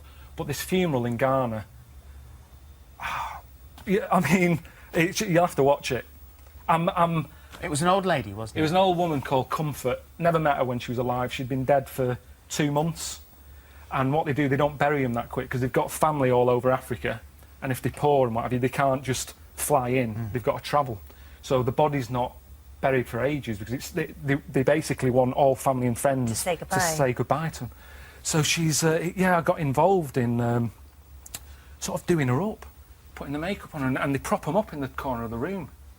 And people come in. This woman called Comfort, she worked in like a market stall flogging some fruit called kinky, some local thing. So that was her job, sat behind this table flogging kinky. So what they did, they sat her in a corner, table, kinky on it, and family and friends are going up, sort of putting money in her hand, and going, oh, really weird. Really weird. And everyone else is thinking it's normal. But Going in, they taking have a- pictures, probably putting it on Twitter. like you It's say, They have a comfortable. very, very different. Maybe that's it's us that's wrong. We have Definitely. a bad relationship with I death. said that. You never hear about it on the telly. We never like to talk about it. You know, everyone's morbid. There, dancing down the streets. It's a proper celebration. I think someone said... It seems a better way, I mean, Definitely. unusual for us, but it seems like a better relationship with death, like Really? you said. Fascinating. No, I can't wait to watch it's, it. It's the best one, that. Yeah? Is Yeah, it? yeah, it's the last episode, but it's... You didn't miss amazing. Ricky and Stephen? No. No. Because I suppose the hotels were better. Definitely. I mean, sometimes you're in places where it's just basic, but, you know, I mean, last time I was packing bottles of Domestos with me when they were sending me away, do you know what I mean? Whereas this time, if there was something half decent, you know, with clean bedding, I'd be staying there. So I definitely enjoyed the trips more. I mean, I still don't like being away from home, but... No, it's funny you keep taking these travelling jobs, isn't it? It's a job, innit? It is a job, you know. I'm sure you're sat there thinking, why are we talking to him again? But it's, No, you've got we to do love it. having you here. Look how much I wrote down to ask you. I know, me too. We have so much to So ask you. much. We've just scratched the surface. It's Us lovely having you here. Proving our point. The Moaning of Life is Sunday. It's at 9 on Sky 1 and Sky 1 HD. And there's a book out as well for it again. Oh, There okay. we are then. It's always marvellous. It's lovely Thank to see you. Thanks for having me on. very much. It's a pleasure. You're welcome. Sue Hill's appealing for your help. What are you? I don't know, really. It's just... No, I'm just a mate. We're mates. That's what we are, really. It's just that it's just that this is what we do as well. You know, if we were cab drivers, we'd do stuff when we were at work cab driving, whereas we're in How would that film and work? TV. What? What do you mean? We'd do something. We'd have bets like who could pick up the weirdest person, wouldn't we? We'd take pictures secretly in the mirror. It's tiring. What, having me as a mate? Yeah, definitely. Do you know what he said about me once? He said to some of your friendship with Ricky. He said, he's like an iron lung. I need him, but I wish I didn't. Yeah. Isn't that good? Sweet. Yeah. It's kind of like that. But you must have friends that are annoying and you go, oh, and you can't get rid of them. And then when you move, you think, well, I'll tell them the address. I could just disappear now. You didn't tell me your address, but I I followed didn't. you. I know, he did. Can you believe that? You didn't just follow me, you chased me. I'm not joking. Did he really? Yeah. I told him, I said, I'm going home in a minute, and I thought, oh no. And it's when I lived in town, and his office was only down the road, and he didn't know where I lived. And he said, I'm going to follow you. And I walked really fast, legging it down Googe Street. With the bloke from the office running after you. Yeah. Yeah, you weren't famous Honestly, then. I got in, like, Suzanne said, what's wrong? I said, Ricky's been chasing me. And she wanted to go out, so we can't go out yet, he might be out there. That's weird, isn't it? It is weird. Yeah, that is weird. Do a typical day in the life of Karl Pilkington. So, for my first question is, what time does Suzanne have to wake up? Does that annoy you? Does she have to get up earlier than you? Because she's got a proper job. The alarm goes off. What time? About 7. That seems early. Yeah, but I'm used to it now. Okay. At the Now, you moment, spring out of bed, make her a cup of tea, do you? no. Right. I let her get up, mess about. By mess about, you mean get ready for work? Yeah. Right. She's not being quiet, so I'm awake now. Right. What do you mean she's not being quiet? Well, she's just banging about, like I say, heavy-handed. I don't know how she does it. It's just doors and stuff. Everything seems like the Hulk's in the house. Bounding about. Just don't be heavy-handed with it. When even like pulling the curtains shut and stuff, because it's not her who has to fix it. Do you know what I mean? When she's yanking at them and pulling them open, it's like just pull them like that. I've put them on a nice rail. Just pull them slowly like that. Right. It's things like that. I think the problem is most of the day I'm on my own. Right. Right? I'm doing DIY at home. I'm quite happy. No one's there annoying me. Right. I go for my lunch later than everyone else, so I don't have to see people. He's like Quasimodo, isn't he? He's like coming down when everyone else is not there. When no one's around. Suzanne! No, but then that's the problem. Suzanne then comes home. She's been sort of with people, so she comes in with loads of energy, and I'm going, just slow down. Stop going on. Then she's breaking stuff, and that's probably the last thing. What do you mean she's breaking? She's heavy-handed with all the stuff I've been fixing. She broke the shutters. What else did she break? Well, you the other could day? have done a good job. I did do a good The job. shutters? Where do you live? In the Old West? What do you mean the shutters? Some shutters on a window. She I like heavy-handed it with them. dark. I don't want them to see me. What a mum. So what else has she broken? She's always breaking stuff. The light switch outside. Heavy-handed. She forces things. If it doesn't work, it doesn't work. It doesn't matter how hard you hit it or how hard you pull it. Just tell me if it doesn't work and I'll sort it. That's what I do these days. I'm like a caretaker to Suzanne's house. I'm wandering around replacing stuff that she's fucked up.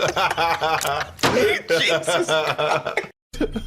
Right, look at it like this. Jesus. Look, I see it all the time now. Go on. You go, where are you going, to someone?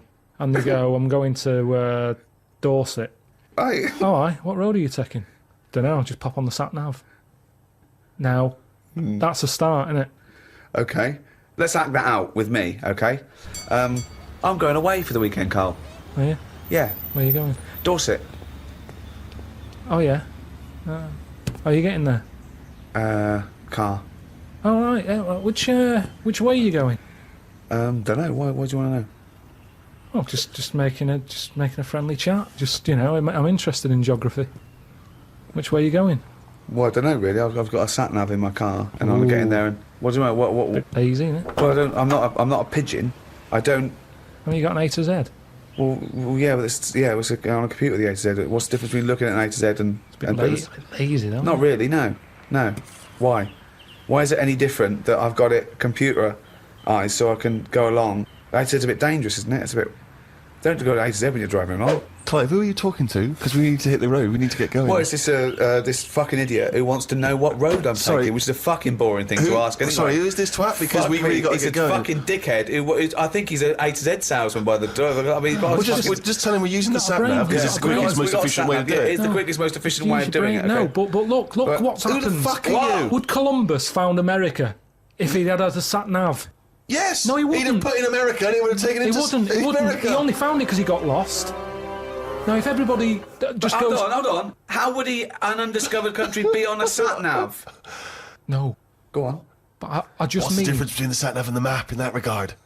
Because I've found some lovely little cafes on roads I've never been on. And I've instantly gone from finding a continent to a little cafe. I love that. Little greasy spoon. I am off to discover the unknown world. Where are you going? Well, I don't know yet. It's the unknown world. What are you taking? Just a boat like all lazy swim, you cunt. I love the fact that he's so Luddite now, he's annoyed at the sat-nav. I mean, you'd have probably given Columbus a hard time. Oh, got a compass. Don't you know where north is, you twat? I just think there's something in being lost.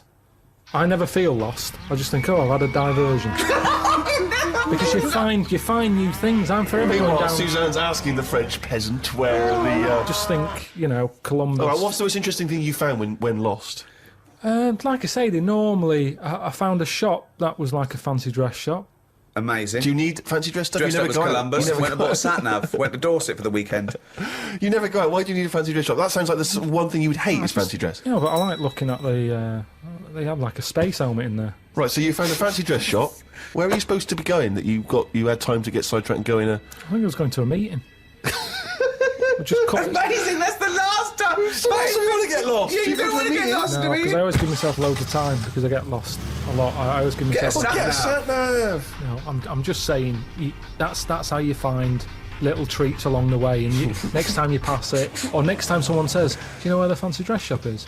You can go, yeah, I do. You go, I have no idea because I was lost. I didn't know where it was. No, normally I learn. I'm not going to tell you, lazy cunt. Have you got an A to Z?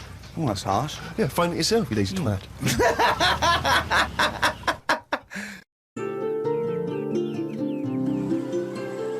The last time I came here, when I saw the Great Wall, didn't really enjoy it, did I? And I got back and I sort of said to a mate where I'd been, and he told me about this place. And I was gutted. I never came here. All this way, I never saw it. So it's weird in a way that I've had a second chance. It was like it was meant to be. I think it's in keeping with what we've been doing. You know, travel programme, showing you the world, how others live, little communities and all that. All right. This is it. It's Dwarf Village. It's like this little town that they set up. Dwarves used to get a hard time or something in China, so they set this up, place where they live and work. They've made it for themselves. Everything they want, it's made for being a dwarf. It's ideal. Well, they're all happy. Yeah. Look at the skill of this. I'm doing a little bit of woodwork.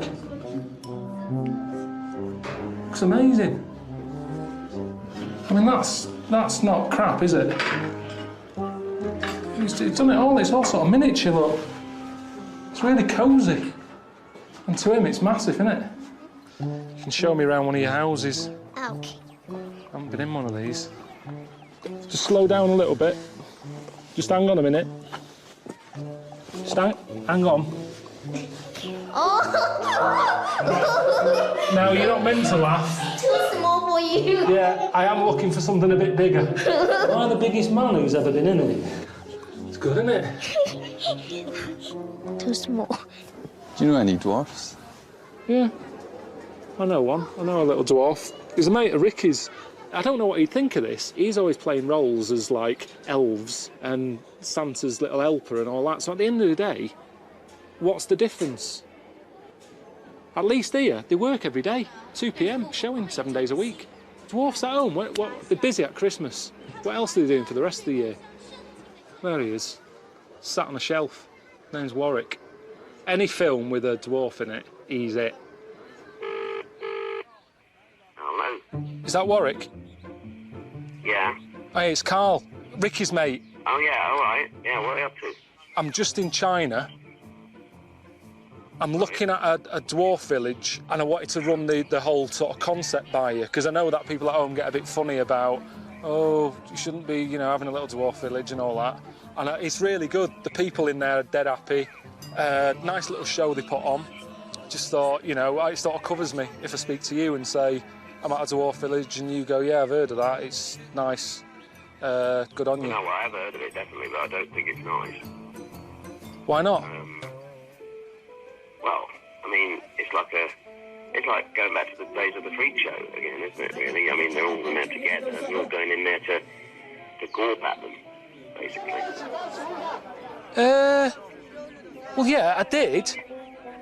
And, you know, there is, like, little blokes in little funny outfits and all that, and you do sort of smile. But they're smiling. I think it's all right, isn't it? I think it's terrible, Carl. I can't believe it. You don't know who's behind the scenes running that. Did you meet them? Yeah, there's a king. And is he little? Of course he is. That might be a show king. There might be a... No, he was the head... No, he was the head man. He was at the top, he had a little cloak on and a crown, shades on. You could tell he was in charge. What's happening out in China, it's segregation, it's exploitation, seriously. It's not. Seriously. You see, you haven't been... This is what annoys me with people who... I'm in the thick of it here. I'm stood by their houses. They're all happy. There's a woman who I met who's a little dwarf. She's only been here 4 months. She's already got her own mushroom to live in. Now, you tell me that's wrong. I'm just a bit disappointed in you, to be honest. Hang on a minute. You're being all on your high horse and that. The picture that I shown of you on the telly so people knew you were sat on a shelf. Yeah, well, it doesn't change my opinion, to be honest. I was doing something that was important, what I was doing there, anyway. So, if all your work dries up, they're not making another Star Wars, you can't dress up as a little monkey, you've got no money coming in, you wouldn't think about coming here then? Definitely not. Next time... It was recently announced that the lifespan of the 3DS is coming to an end. You'll no longer be able to make purchases on the 3DS eShop by March of 2023, and the closeout's coming in waves starting in May. So I'm going to go ahead and make a video highlighting a checklist you might want to run through before the 3DS eShop closes, since you won't have it for long. This video is really going to be for those of you who like the 3DS and its library, maybe aren't into emulation, and want to be able to play games that may go unplayable in a legal format forever after 2023.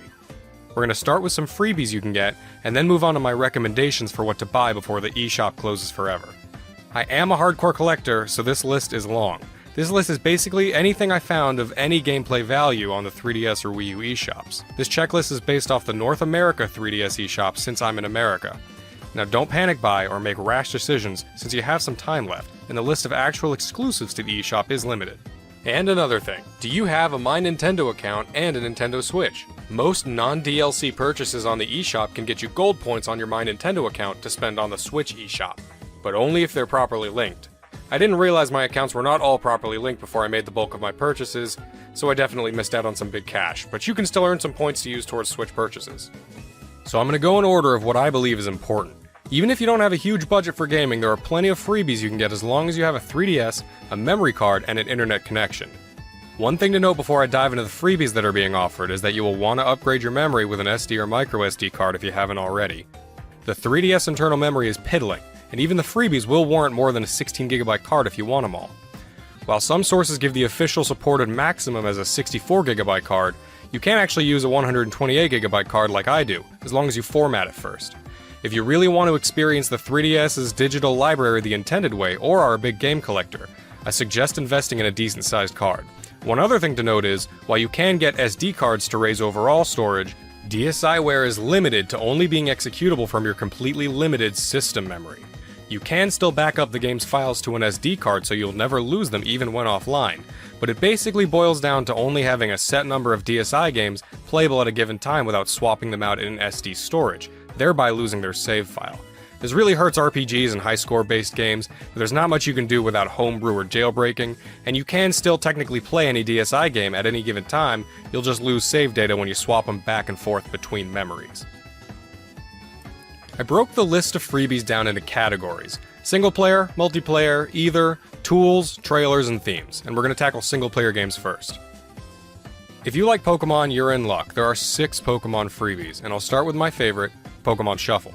While this one, Picross, and Rumble World are free to play with in-app purchases, they really are playable for free, which is what we're going to have to deal with once payments go offline.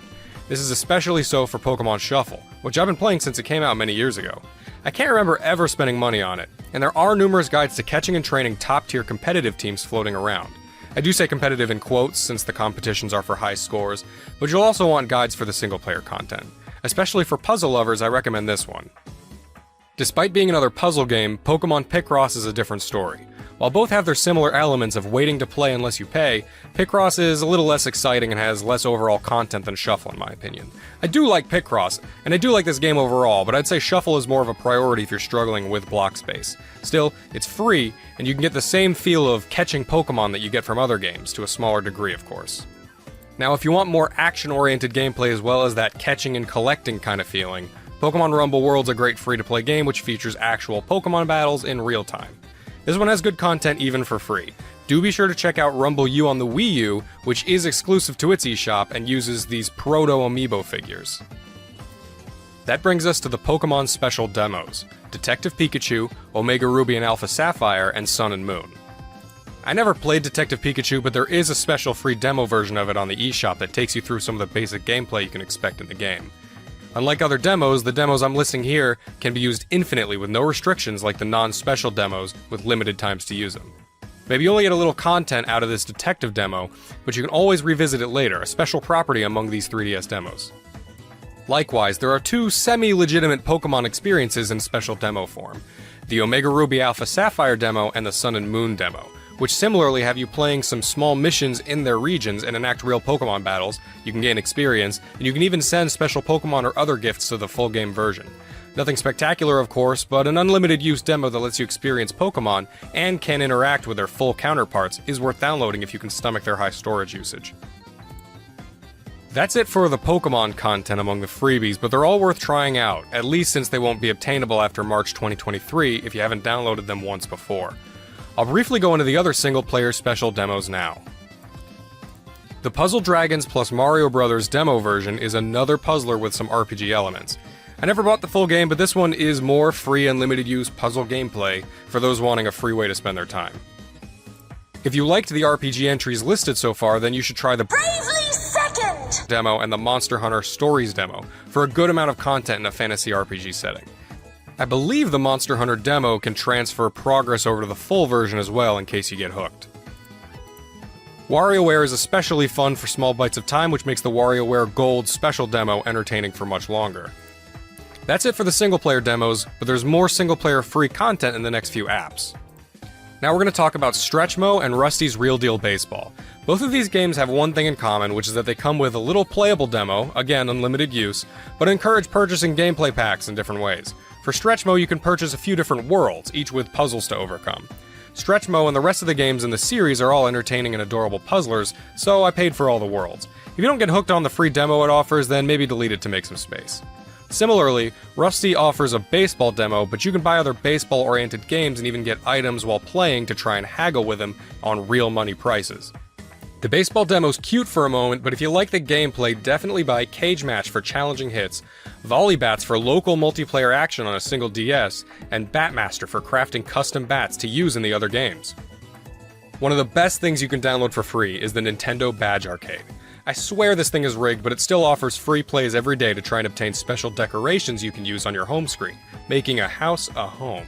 You can definitely obtain most badges with the free plays it gives you, as long as you have more skill than I seem to. Regardless, the ability to decorate your 3DS home screen for free is a must-have, even if this monster takes up so much space, even more than it says up front, kinda like hidden fees when you're buying a car. Another must-have in my opinion is the RPG Maker player. If you have RPG Maker FES, you can make your own RPG games for the 3DS and upload them online.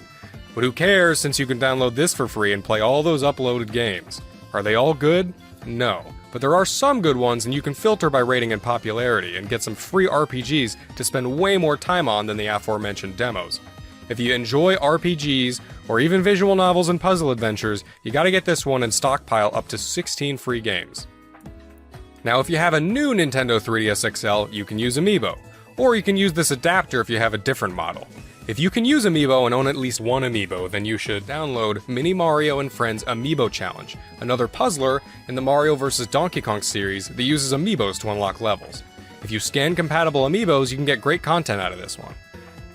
This one's also available on Wii U, so if you want to save space on your 3DS, you can just get it on Wii U instead. And if all that appeals to you, then also check out Amiibo Tap on the Wii U as well for similar content. Lastly on the strictly single-player list is Miitopia Casting Call, which is less of a game and more of a little interactive comedy demo. Funny and worth having if you have oodles of space on your card, but definitely not a priority for regular gamers. Alright, now for those of you who care about multiplayer or may own multiple 3DSs, these games are focused on multiplayer and use local multiplayer so they can be used indefinitely and offline. First up is the Zelda Triforce Heroes Special Demo. Now this one only has one playable level in this demo version, but if you have friends with 3DSs, it's fun to mess around as 3 Links for a while. However, the priority member of this smaller list is Metroid Prime Blast Ball, which feels more like a full game, since it's more of its own game meant to spread the word about Federation Force. This can be played 3v3, or you can have bots fill in if you and only one friend are playing. Think of a smaller and somewhat clunkier Rocket League, with mechs firing energy beams at the ball to make goals or destroy opponents. You can even unlock skins. Worth having if you have a friend with a 3DS, since this kind of gameplay has replay appeal. This next one is a little less important but still pretty valid. Mario Party Star Rush is an underrated Mario Party game, and if a friend has one copy, you can use this app to join in a multiplayer game. Useful if you and a sibling have only one copy between you so that you can still play as long as you both have 3DSs. It also comes with one minigame you can play right out the gate for practice, and you can actually level up your profile and transfer that save data over if you do get the full game.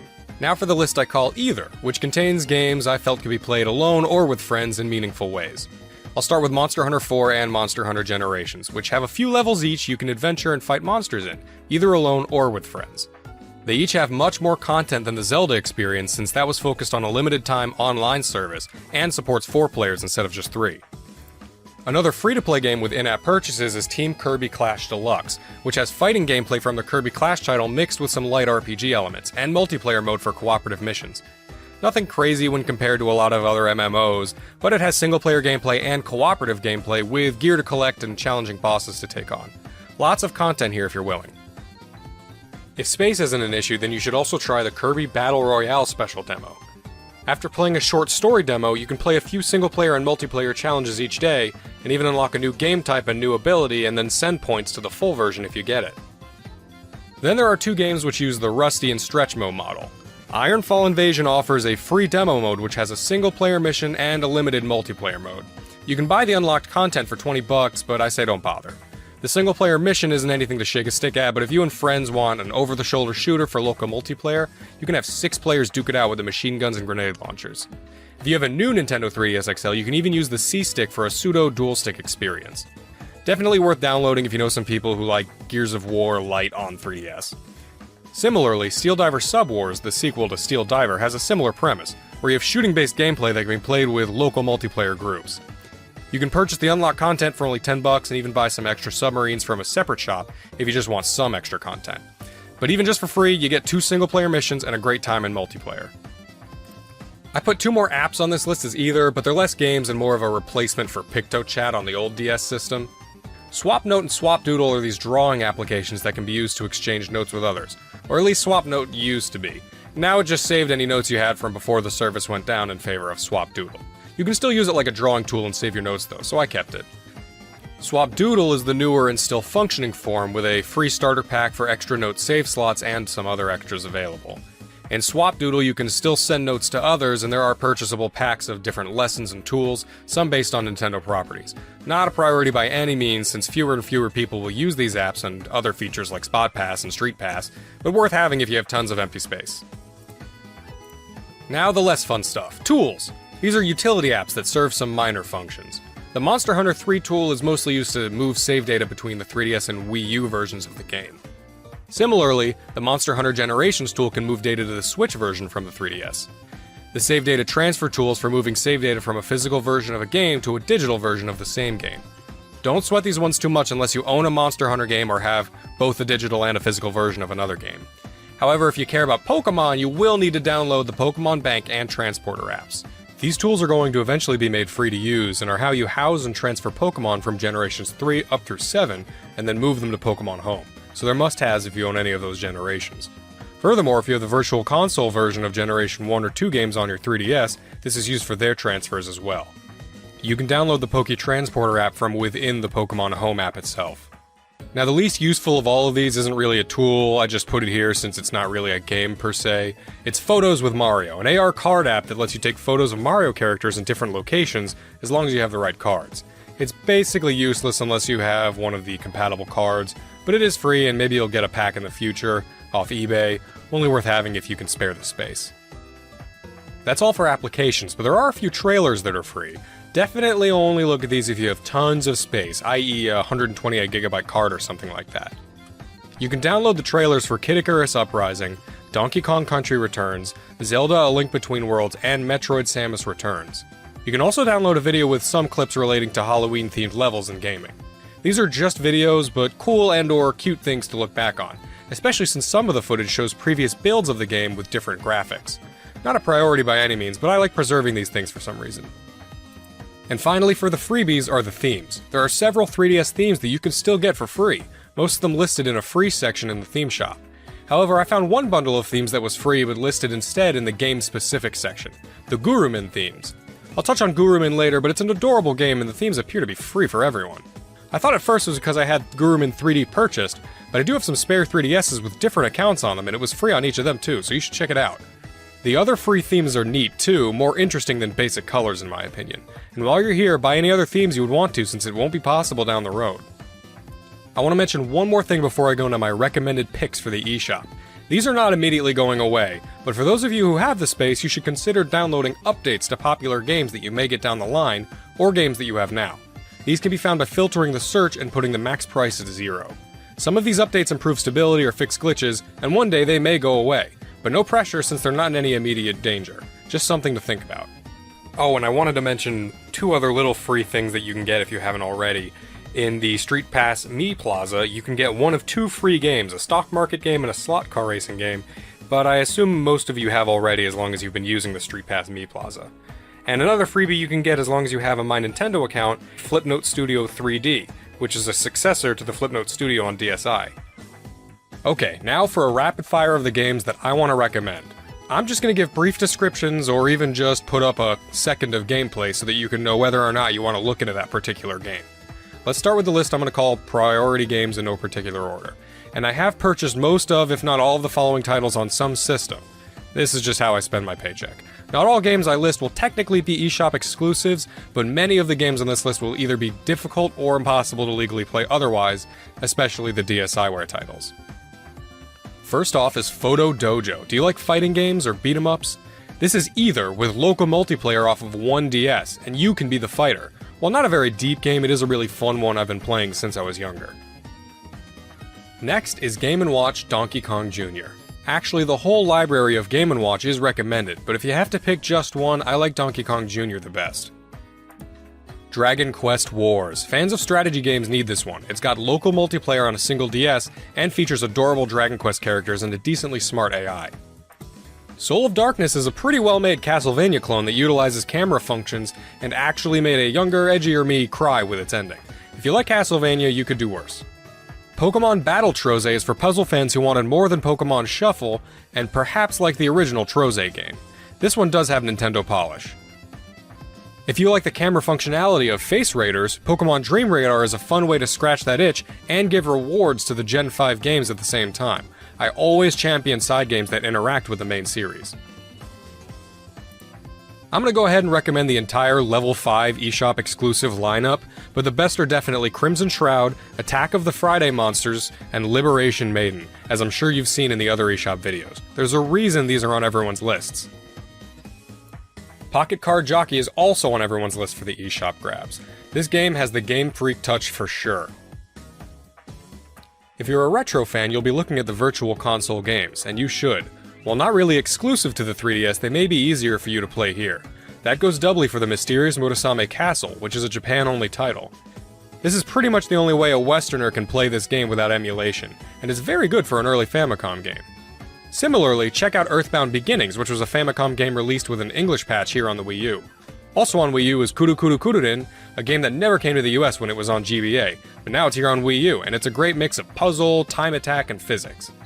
Also check out Sin and Punishment on Wii U, since that's another game the US didn't get, and instead we only got its sequel on Wii. I always thought this next one was related somehow to Murasame, but it's just another Nintendo samurai game. Sakura Samurai is a very artful game that makes really good use of the 3D effect. If you like Street Pass, you need to check out the Mii Plaza games. I went ahead and got them all, but at least for your free game, get Slot Car Racing. I would also recommend Mii Force and Monster Man are the most from the others, though I do think they all offer a fun experience with interactions from other players if you can get a Street Pass. Also take a look at the premium paid update for Street Pass Plaza, which adds a few small features. The next one you might skip since there are other games in the series with very similar gameplay, but I do adore the Yumi series, especially Yumi's Odd Odyssey, a puzzle platformer on 3DS. Maybe skip it if you have its sequel on Switch. This DSiWare exclusive is a mix of stealth and puzzle gameplay, a clever game called SKP Go. I've been playing this one since I was younger, and it has a little storyline about an amnesiac who's pursued by assailants, and challenging gameplay along with it. Another one I grew up with, Elemental Masters, is one of those TCG role-playing games set in a fantasy world. Kinda similar to Puzzle Quest in the setup, but the gameplay is more like a side card game from a regular RPG, like the one in Final Fantasy VIII, or the Digimon TCG in Digimon World 3 or Pazaak. I'm currently having a lot of fun playing Chibi Robo Photo Finder. Now I never had or played the original Chibi Robo, but I did play Park Patrol on DS and thought it was fun, and this one scratches that similar itch. Consider getting Inazuma 11, a soccer RPG game that does not get many releases in the US, though if you're in the JP or PAL regions, there were many released in the series. I love when RPG elements and stories get mixed with non-traditional setups like sports or random careers. Take a look at the other members of the Pushmo series, like Pushmo and Crashmo, if you like Stretchmo enough to buy the level packs, that is. Also check out Pushmo World on Wii U, I'm addicted to them all right now. Also, if you do care about Pokemon, then grab the Game Boy and Game Boy Color Virtual Console versions, since they have connectivity with the other games, as I mentioned before. Long story short, this is the only legit way to transfer Gen 1 and Gen 2 originating Pokemon up to the new games. It's also one of the only legit ways to shiny hunt Celebi, since Crystal comes with the special Celebi event preloaded. If you like the BlazBlue series, consider the DSiWare game BlazBlue, or the 3DS game BlazBlue Clone Phantasma. Neither's amazing, but still decent side games for lovers of the BlazBlue story, or already own a game like X-Blaze Code Embryo on PS3 for the story. And go ahead and look at Pro Jumper and Radio Hammer while you're on the Arxis and Axis pages in the eShop. Birds and Beans and Paper Airplane Chase are WarioWare micro games for sure, emphasis on micro, but both have addicting high score-based gameplay. Birds and Beans has an unlockable second mode, and Airplane Chase has single DS multiplayer mode. A similar title, Spotto has simple gameplay, but physics-based games are always a treat. If you own or care about Smash Bros. On Wii U, you can get this cheap app to use your 3DS as a controller for the Wii U version. Touch Battle Tank Tag Combat and Tank Troopers are the two better tank-based games I've found, though Tanks vs. Ants looks decent. If you only get one, I recommend Tank Troopers, since Touch Battle Tank Tag Combat, that is a mouthful, needs a second copy to play multiplayer, while Tank Troopers can use download play. 80s Overdrive is a classic retro racer that reminds me of Victory Run or Final Lap Twin, and you guys know I love Final Lap Twin. It does lack an open world to explore like Final Lap Twin, but the racing feels nice and the upgrade system helps with that RPG feel. Another similar title is Gotcha Racing, which has a similar mechanic, but a vastly different, cutesier art style. Take your pick, they're both fun to play. There are 3 Kirby games that are kind of leaving with the eShop. Kirby Fighters Deluxe, DDD's Drum Dash Deluxe, and Kirby's Blowout Blast. All this alliteration. These are expansions upon minigames from the mainline titles, and are all fun. I do like the multiplayer fighting aspect of Fighters Deluxe, but the gameplay gets reused in the free-to-play Team Kirby Clash as mentioned before. Blowout Blast is a well-made 3D platforming action game, and DDD's Drum Dash is a rhythm game that somehow reminds me of some of the bonus stages in Klonoa on GBA. All are worth getting in my opinion since they have that Nintendo polish. This is the part of the video where I realized it was going to take way too long to capture all of the 3DS footage manually like I've been doing, and I wasn't experienced enough to edit it all together and keystone it correctly. So from here on out, we're mostly going to be looking at the 3DS eShop listings and other very small clips, and I might have to cut some things down. But we're going to get all the names out there of the games that I think are important. Another rhythm platformer everyone's talking about is Harmonite, which I personally think may be a little overhyped, but I still think it's a great game, and it's a shame it's going away. Take a look at Maestro Green Grove as well if you have the system storage to spare. There are a lot of good shoot-'em-ups that will be going away. Karis, the Beast of Re-Eden is not an amazing game, but is based on a Japan-only shoot-'em-up that we didn't get here, and I love it when games get this import treatment years later. Another game to get a similar import was Rekka, which is an astoundingly hard and fast-paced game. The Turvy Strike Back is a unique game in which you turn the DS upside down to play, and has single DS multiplayer mode. Can you tell yet that I love single DS multiplayer mode as a feature? I really liked Advance Wars back in the day too. Galaxy Saver is another well-made shoot-'em-up which does have local wireless play, though 2 copies are needed. Still, single player is worth its price tag. Nano Assault DX is another one I've had for a while and gives a unique spin on the genre and has good 3DS effects, for those who actually care. Also check out the litany of shoot-'em-ups under the GG label. Search for the publisher Good Vision Corporation, as most are well-made. They're pretty cheap, though they lack all the extras, modes, and pizzazz of some other titles. Still, cheap and fun for most games under this label, and they're not just shoot-'em-ups. Also take a look at Kokuga, Chain Blaster, and Steel Empire. And while not really a shoot-'em-up, Affordable Space Adventures on the Wii U is a great game with co-op gameplay, flying a ship around dangerous space. Though you can get this next action-adventure title on other systems like the PSP, the 3DS version of Gurumin 3D does have a unique feature in the 3D visuals, something which can be said of any game ported here, but Gurumin is also a terrific and cheap game which often goes on sale. Fans of puzzle and adventure visual novels should try out the Parascientific Escape series and Cold Case Investigations Distant Memories. I loved 999 on DS, and these help scratch that itch when I'm on the go. For golf lovers, especially those who like golf games with mild RPG elements like I do, look at Fun Mini Golf Touch, as it's cheap and has plenty of unlockable options and upgrades. Also look at Let's Golf 3D and True Swing Golf Express for similar features. Here's an odd one, I don't know how to classify this. Alien on the Run is kind of an action game that has a weird but comical premise with fun gameplay and a pretty cheap cost. I'd be remiss if I didn't mention the Mario vs. Donkey Kong games we're losing. I loved the original Mario vs. Donkey Kong on GBA as a kid, and also played a bunch of Donkey Kong 94. Minis March Again features a Lemming-style gameplay and has a level editor adding replay value. Minis on the Move brings the series into a 3D space and has unlockables as well as over 200 stages. Tipping Stars is slightly expensive for this list at $20, but you get a Wii U copy as well. The aforementioned Amiibo challenge is part of this series, but like I said, it's free as long as you have an Amiibo that works with it already. One thing to note about Tipping Stars is, unless they patch it before the shop goes down, you can't actually unlock everything in the game. There was an unlock feature in there based on the Miiverse, which is now offline, so you have to pick what you buy in the shop. Kinda sucks, but maybe they'll fix it. Either way, it's still worth grabbing for the single-player content. Now, if you're a fan of puzzle games and Dr. Mario, take a look at Dr. Mario Express for a cheap way to play the original game, or snag Dr. Mario Miracle Cure for extra gameplay modes. And then also check out Dr. Luigi on the Wii U. I never got into this series until now, but the mix of action and tower defense in the Dylan series is interesting. The third game is quite expensive at $40, but is probably the best of the three. Still, they're all good and going to be gone forever until further notice. Die-hard fans of the WarioWare series should get WarioWare Snapped. This one uses the camera as its sole control scheme, like the Kinect, to mix results. Even though it's short and maybe a tad off-kilter, it's truly got the spirit of WarioWare, and like the other titles, even messing up on it's funny. Similarly, Face Pilot is like Pilot Wings, but with your face as the controls, and probably controls better than the Kinect. Alright, so now I'm going to go into a long list of RPGs. Action RPGs, traditional JRPGs, and everything in between, since there are so many on the eShop, and I just can't stop buying them for some reason. Many of these go on sale frequently, and I'm a sucker for RPGs and would recommend any of these, really. Naturally, you're liable to pick one or two from the list, and you can't go wrong. Okay.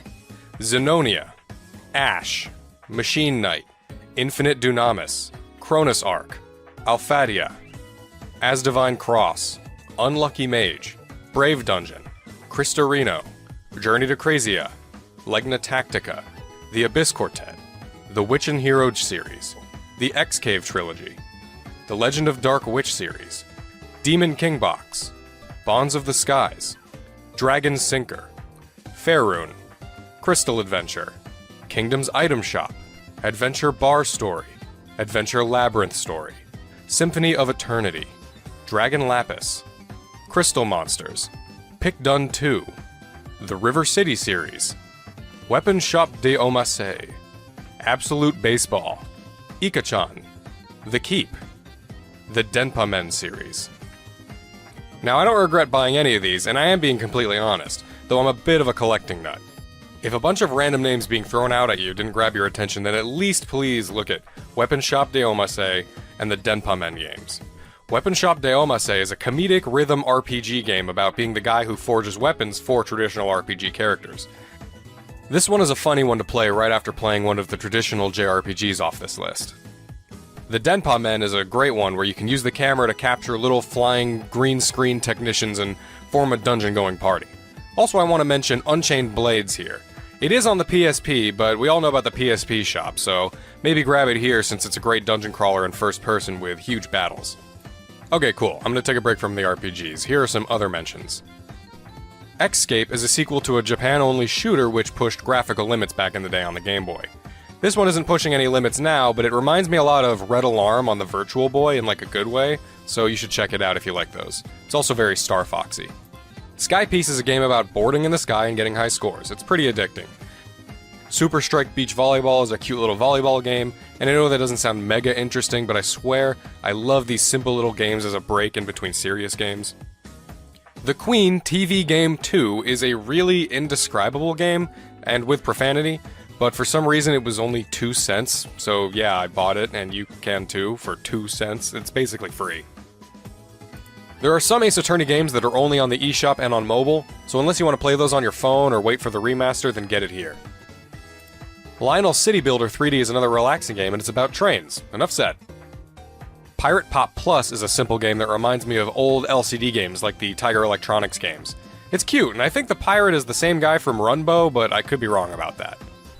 Conveni Dream and Gourmet Dream are also simple, relaxing, little cute shop management games, and they're always fun to have on the go. Resident Evil The Mercenaries 3D is not really exclusive here, but the only other versions of the game I could find were the iOS versions, which only work on the older iPods anyway. I did buy it on my old iPod back in the day, and it is a fun one. So yeah, it may as well be exclusive to the eShop, and this version does have 3D capabilities anyway. Not so many shooters on 3DS, but if Ironfall's demo was enough for you, then you're probably fine without it. The Electroplankton series is a weird one, but they're exclusive here and all pretty cheap. At least get Hannenbau since they made this one into a Smash Bros. Stage. The Mighty series has a couple games exclusive here, like Mighty Milky Way and Mighty Flip Champs. All of them are quality platformers. Ancient Tribe is another cute little game that reminds me of Populous, if anyone remembers that one. Amiibo Battle is a different vibe, but also checks off the RTS-style gameplay. Moki Moki is a simple party game, but also has download play, so that makes it worth it to me and my extra DSs. Fighting/beat-em-up Cosmo Fighters also checks this box, and I love fighting games where only one copy is needed, like most fighting games on console. Man, more stuff should have been download play. Mononoke Forest has a similar aesthetic feel to Moke Moke, but their gameplay is completely different. Very cute, though. The Spirit Hunters duo are like the Denpa Men, but if you like creatures better than weird men, then look at these ones. After Zoom is a similar concept, but the art's probably somewhere between Spirit Hunters quality and Denpa Men quality, which I didn't really like the Spirit Hunters creatures personally. Animal Puzzle Adventure actually got my attention for having a unique puzzle style. Another great puzzler is Banana Bliss Jungle Puzzles, which has you competing with your previous times and looking for hidden bonuses while trying to math out some platforming puzzles. Zombie Panic in Wonderland DX is a deluxe version of a WiiWare title, so if you're feeling salty that you missed some of the stuff on the last Nintendo Shop's death, you can save this one on the second go-around. A comical shooter that reminds me of Wild Guns and has good music. Another zombie game I like is Undead Storm Nightmare, which is a top-down shooter with download co-op. I love these kinds of games now more than ever. You should also check out Zombie Incident, and while you're on the Colavier publisher page, look at Words Up Academy, Monster Combined Tower Defense, Comic Workshop 2, and their aquarium games Deep Sea Creatures and My Aquarium 7 Oceans. This publisher has a lot of cute games, which I'm kind of a sucker for. Puzzle Labyrinth is a great first-person puzzler. Dot Eater's another first-person style game, but instead of puzzles, you basically become a first-person, time-traveling Pac-Man. Other puzzlers I want to mention are Snapdots, Spin 6, Number Battle, Trajectile, Quetzal's Corridors, and Lincoln Launch. The Virtual Console version of Super Mario Bros. Advance 4 Super Mario Bros. 3 contains the e-reader DLC that never got released here otherwise, so if you like Mario, you should check it out. You may also want to check out Pokédex 3D Pro if you're a die-hard Pokemon fan, though it's a little pricey for what it is. It does have some quiz games to check your knowledge. And to wrap it up, here's a rapid fire of some smaller titles I still want people to check out before they fade into the past and obscurity. A Kappa's Trail, Luxley, Clash of Elementalists, Rhythm Heaven Megamix, Groove Heaven, The Usagi Duo, The Lost Town Duo, Sadame, Castle of Magic, Arrow Porter, Starship Damray, Gata Protectors, Defense of the Middle Kingdom, Dairojo Samurai Defense, Chronos Twins, Petit Novel Harvest December, Swords and Darkness, Grinsia, Creeping Terror, the Silver Falls games, which are apparently getting new releases soon, Fragrance Story, in case you didn't get a physical copy recently, Hazumi, Butterfly, Inchworm Animation 2, Amita's Path, Space Lift Danger Panic, Color Zen and Color Zen Kids, BitBoy Arcade and Puzzle Box Setup, Dress to Play Magic Bubbles, Escape Vector, Fluidity Spin Cycle, Crazy Construction, Cube Tactics, Pyramids, Ambition of the Slimes, Drancia Saga, Alchemic Dungeons, Jet Rocket 2, Siesta Fiesta, Bomb Monkey, Tokyo Crash Mobs, Art of Balance Touch, Gangstar 2, Flipper 2, Zoo Frenzy, Candle Root, Wizard Defenders, Flip the Core, Flametail, Metal Torrent, Penguin Patrol, Aura Climber, Smile Basic, Kersploosh, and Castle Conqueror Heroes. And that was the end of the list of specific titles. Whew! You should also check out specific publishers that you care about and see if anything strikes your fancy. Also check out the Virtual Consoles and 3D Classics, as well as the GG series for short, cheap arcade action. And finally, check for DLC. If you care about any DLC, such as the Fire Emblem DLC, get it while you can. I'll list some of the popular games that have DLC that you can buy. Fire Emblem Awakening, Fire Emblem Fates, that's the kicker right there unless you have the expensive special edition, and Fire Emblem Echoes. Senran Kagura 2, it has an extra playable character you can buy. The Monster Hunter games, they all have free little updates and extras. Persona Q, Super Smash Bros. Get all the characters. Theatrhythm. You can get some songs that you really should have gotten with the base game for the same price as an actual iTunes song. The Shin Megami Tensei games. Bravely Default. Mario Golf World Tour. Fantasy Life. The Harvest Moon series. The Etrian Odyssey series. Coldcept Revolt. RPG Maker FES. You can get some extra resources to build with. Hyrule Warriors Legends. And 7th Dragon 3 Code VFD. Alright, awesome. That's my huge, way too long checklist for the eShop before it closes. I know it was a long video, but you have to be thorough and complete when something like the finality of a closing bank of games happens. Thanks for watching, and I hope something on this litany of things educated you or helped inform you on what you want to get before it closes.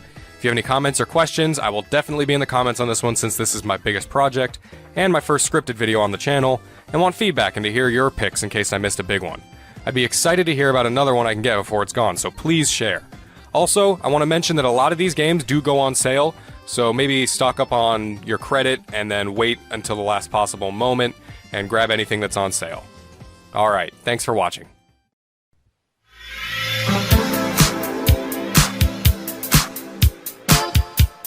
It is hard eating a little kangaroo knob.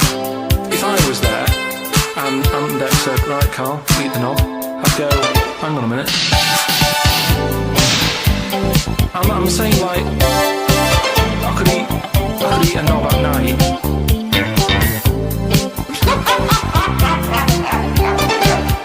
I could eat a knob at night. It's that time again, it's what everyone's waiting for. Can you do the jingle? I'm saying like, I'll pop back at about 6:30 this evening, and I'll be ready. Sure. Can you do the jingle?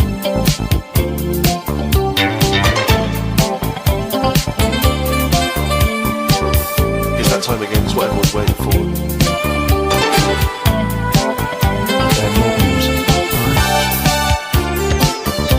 I'm saying like, I could eat a knob at night. I'm saying like, I'll be ready. Sure. Can you do the jingle? I'm saying like, I could eat a knob at night. I'm not on this, am I? Yeah. What am I doing here? Well, just saying hello. Hello? No.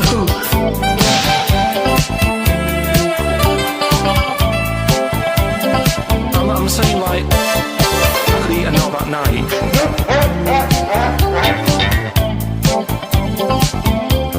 Sure. It's that time again, it's what everyone's waiting for.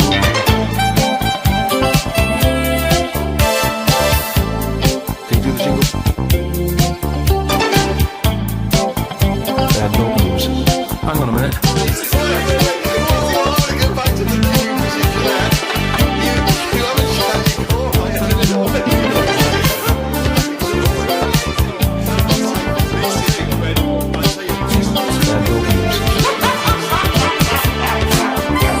I'm saying like, I could eat a knob at night. I'm saying like, I'll be ready. Sure.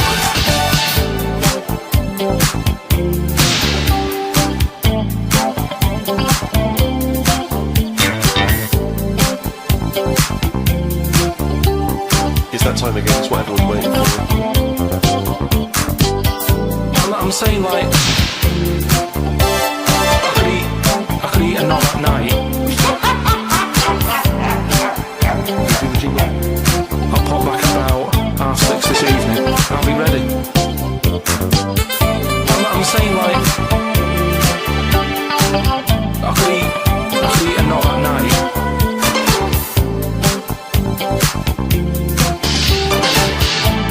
I could eat a knob at night. Really? How'd you know?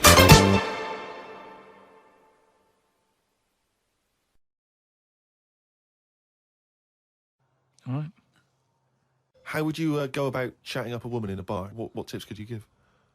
I I've never worked like that. It's always been like a friend of a friend and all that, and just happened to meet them, and then you have a chat, and then. How did you meet Suzanne? That was when I was working with her, and she gave me 20p for the hot chocolate machine. She never asked for it back. Thought she's all right. Been there sort of 11 years, so it works. Has she ever given you that? You've never given that 20p never back? asked for it back. And did you return the favour, perhaps on the next date? You buy her a Kit Kat or something? No, I don't think I did. I think word got out that she liked me and that. And what did I do? I think I did some work for her. I did some editing for her, sort of show off my skills and that. Sure. And she was like, "Oh, you're good at this, aren't you?" I was like, "Yeah." And I think she got us another drink because I was doing that editing for her in my own time. So you're up on the deal, aren't you? Because I know now, I know for a fact that you've not spent any money on her in 11 years. So you're 40p up. At least. Lawrence from New York says, I was wondering how Mr. K. Pilkington would interpret this famous saying of philosopher Ludwig Wittgenstein. The quote is, if a lion could talk, we could not understand him. Even if he's English?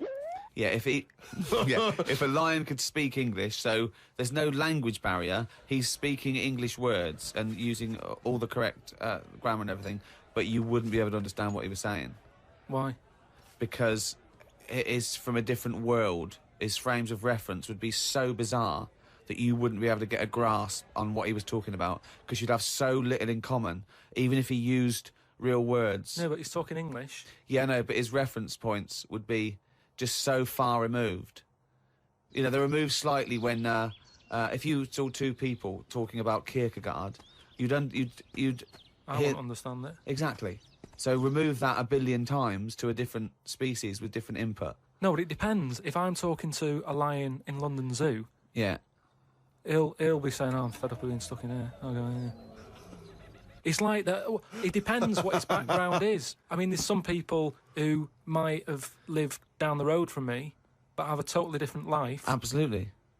So it doesn't matter that it's a lion, does it? Well, yeah, because they're just trying to remove it even more. So now it's not just a bloke who lived a few doors away. Now it's not even a bloke. Now it's not even. Yeah, but I'd pick something smaller, or something, a worm without a mouth. I'd go, definitely not. What? Definitely not what? I wouldn't be having a chat with it. I just think that a worm that's on the ground, what's it got to offer me? It's blind and it hasn't got a mouth. It's not going to be a good day out with it, is what I'm saying. It's not going to have that much to say to me, even if it's English. Right? Even if it's English? And how can you tell if a worm is English? Is it wear a very tiny bowler hat? Oh, Christ. But do you understand... What about a jellyfish? No, you see, I think that's where you can say you wouldn't be able to have a good chat with them, because to me, the sea might as well be another world. Yeah. Right? Yeah. In a way, I think the fish sort of have more rights than us. What do you mean? Just because when whoever made the world, right, say, we're just bigging up God, but if I was to have a go at him, I'd say, you added too much water. Criticism 1 to God, right? So, how would you have changed that? Just more land. Fair enough. Now, why have fish got more rights than us? Because there's loads of them, and when you look at the amount of sea on the world, right, there's loads of that. You only have to I was in Malaga the other week, right, and you look in the sea, there's loads of different fish, and that's just in 8-foot water. If you go miles out, there's all sorts of weird fish, isn't there, with lights on them and everything. So, and there's just millions of different types. Yeah. Now, but why does that mean they've got more rights than us? Just because I think, rights come in numbers, don't they? If you know what I mean. Like, if there's one of you shouting, people go, "Oh, he's an idiot, shut up," whatever. If there's loads of you shouting, they go, "Oh, best listen to him, see what they've got to say." Right. And that's what I mean about fish. Yeah. There's loads of fish. Right. So... But they're not really making their voices heard, though, are they, Carl? Yeah. I know, because they're underwater. But what I mean is, I don't know what I mean.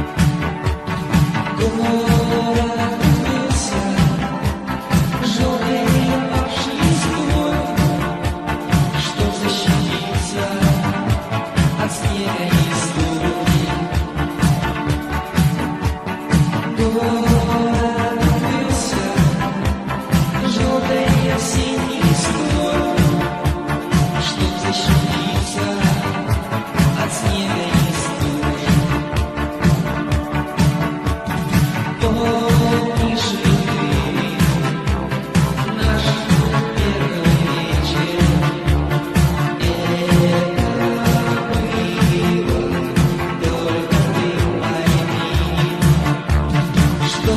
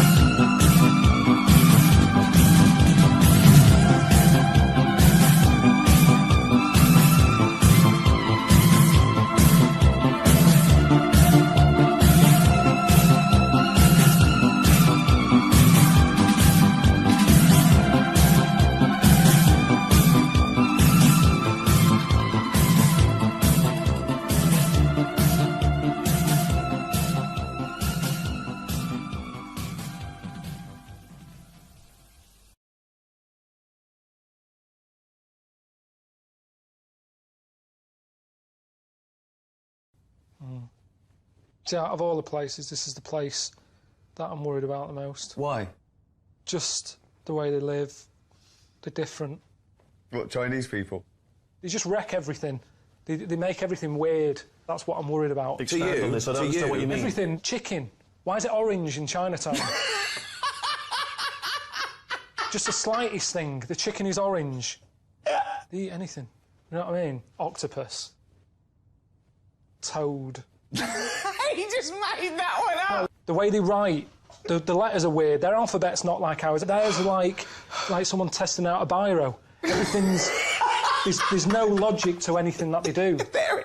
There is. Of course there's a logic to it. The way they read a book, it's all the other way round. From back to front instead of from front to back and up and down. And everything that we've done, they've gone, right, we're going to do it weirder.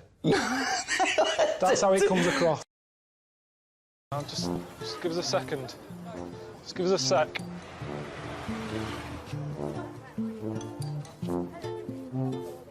You are kidding me. Have you seen this? Have you seen the things? There's no doors or anything. As soon as you open the door, you could just get a full view of someone. I mean, if it was here, it's more understandable, isn't it? Because you'd be sat here, and at least people come in and you'd sort of go, I'm in this one. But it's a bit weird to just sort of wander in and... I mean, they've made this bit, why not just finish it off and put a door on it? They've done the hard bit. A couple of hinges and a door. And there's no toilet paper. What did they do here? Did they just pull up the pants and walk off? Is that what you do? I'm not here to say they should be using toilet paper, it's not right. If that's not what they do, that's not what they do. But it's just, I didn't know that. I didn't think China was going to be like this. I thought it was going to be more... Like I said, I thought it was where they'd made the iPod. I think I've got the wrong place, because this ain't a place where they need an iPod. Have a toilet roll first. I mean, it's weird, because whenever you buy stuff like that, toilet roll holders and stuff, it says made in China. Why aren't they fucking using them then? That's odd, isn't it? So he's got to leave the house and he's got to go, do I feel like one today? I might do. I've had a bit of a dicky belly. I best get my seat. Everyone who's walking past knows he's going to have a shit at some point today. I wouldn't like that.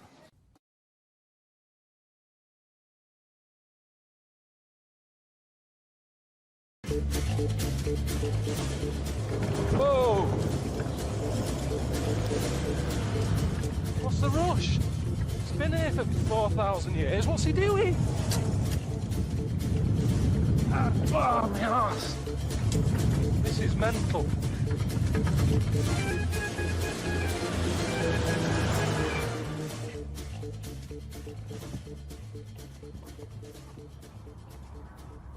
It's a lot of shit. You don't normally see any of this, do you? You don't see that many buses there. It looks like it's sat in the middle of like a nice desert. But it isn't, is it? It's just a building site. I'm half tempted to ask for Ardat.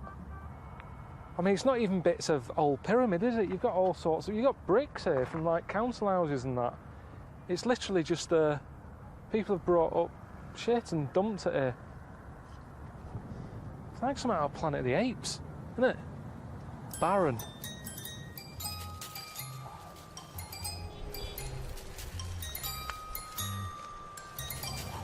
It's like a little tornado, isn't it? Yeah, you don't see that in the brochure, do you? Shitty old nappy whizzing through the air. I tend to leave that out. You see, I've always wanted to see a tornado. That is on my wish list before I die. Because it's natural, it's a natural thing that I don't understand.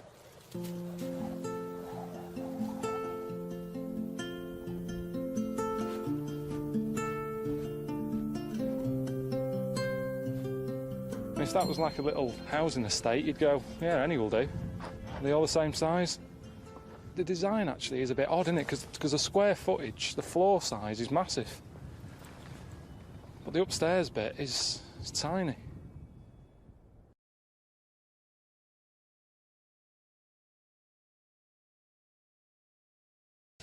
Yeah, I'm not going to change your mind, am I? I'm not going to come here and say, you know, it's all right, but it's not that amazing, is it? It's like telling someone that the kid's ugly. It doesn't matter how ugly that kid is.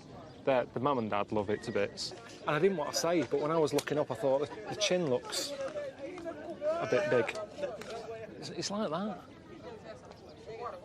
All the rest of it is brilliant, the proportions, his arms and that, his body, but they just need to chip away a bit more, I reckon, at the chin. It's a bit sort of Jimmy Hill-ish.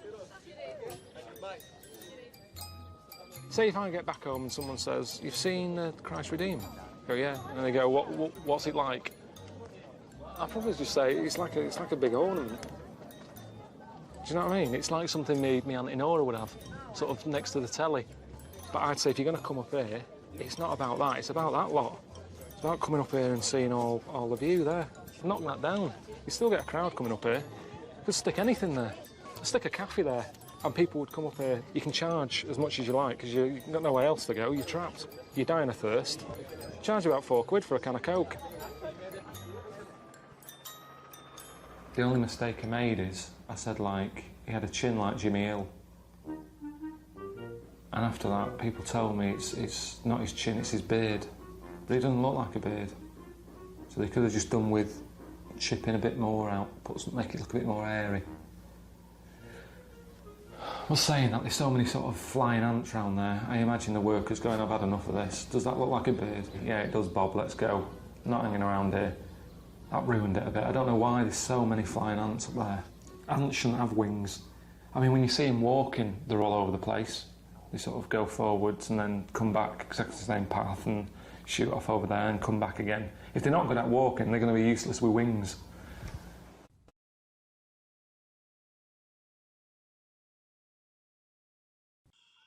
All right, mate. How's it going? Good. Well, you're heading upstream. We've arranged for you to visit a little village. The locals there are expecting you, and you should know to be extra polite, because they used to be cannibals. That's true. All right, mate. See you later. Come on. Not a holiday. All right. Is he having a laugh? I mean, what does he mean they used to be cannibals? I mean, what are they doing now then? What happens if it's just I'm like a rare delicacy that triggers something off? We haven't met a white man for years. Before you know it, they're all giving it all this. Hey, around the fire, me sat in a pot.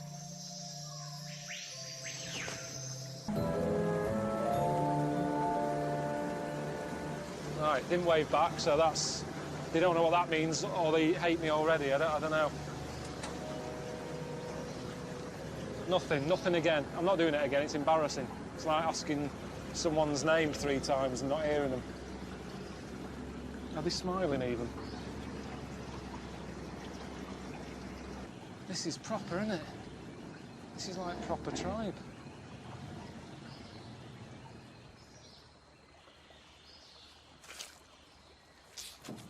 Oh, shit. Have they seen me? What a knobhead I look. What a way for them to see me. This... Are they up there? Oh, they're all watching as well. Some stairs here. You'd think they would have sorted this out for me if they knew I was coming.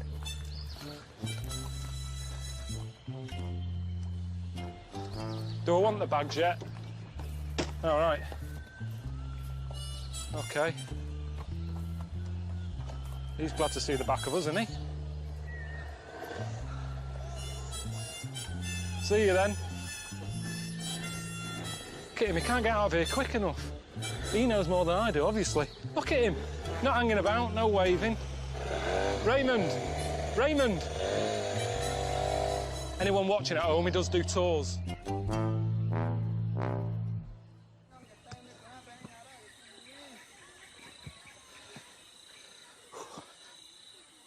Hello. Joe. How you doing? Joe. Yeah. Nice one. Hey. How you doing? Hey. How do you say hello again? Hello. The chief? Around? Presidente. Presidente. Presidente. This is going to be hard work. See, I don't like that. I don't like the big, all the attention. That's one of the reasons I haven't got married. all that photo, everyone's looking at me. You don't know where to look. Women there, we're now on stuff. It's like, what's going on? All right, what's he saying, Aldo? What? What's that? Hang on. Hang on a minute. Where are you coming? That's what I say. Why am I coming? Where are you coming? I'm coming here. Ricky and Steve, my friends, asked me to stay here on the way to Machu Picchu. I've just been explaining to a fella here that I'm on my way to Machu Picchu. Need somewhere to sleep. On my way. I'm gonna be staying here in a tent. Right, let's get on with it. We've all got stuff to do. God. There's a woman with an axe. Right, and she's not wearing the stuff. It's like she didn't want to join in. It's mad, isn't it? No matter where you live, there's a nutter. Whether it's on a council estate in Manchester, London, in the jungle. There's always one in who doesn't want to join in. Swinging an axe about.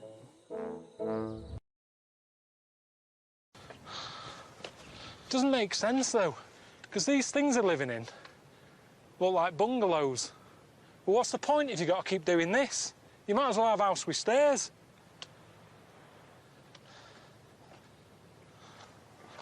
A bit more pleasant. For fuck's sake.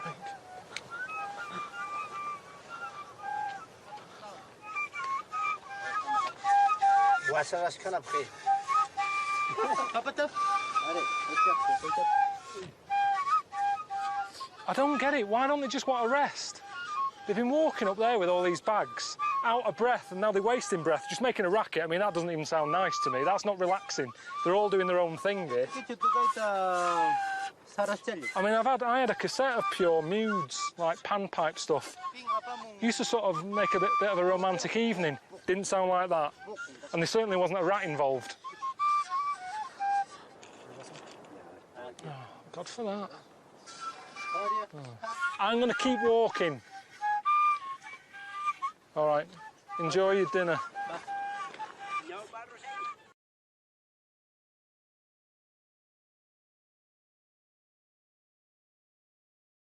Little drink of tequila to smoothen your muscles and give you a little bit of strength.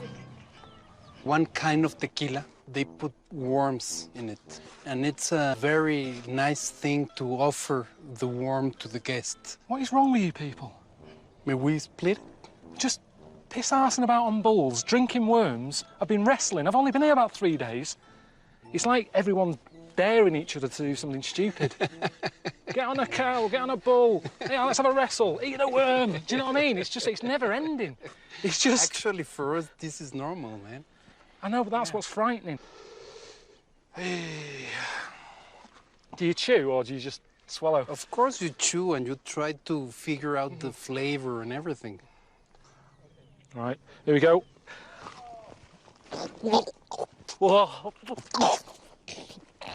Swallow it.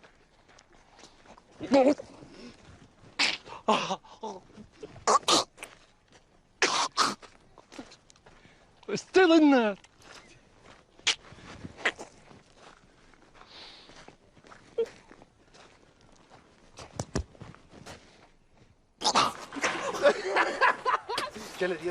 Oh, God. Oh. Fucking hell, man. I daren't bend over because I'm going to be sick. Right, well, OK. Let's jump inside.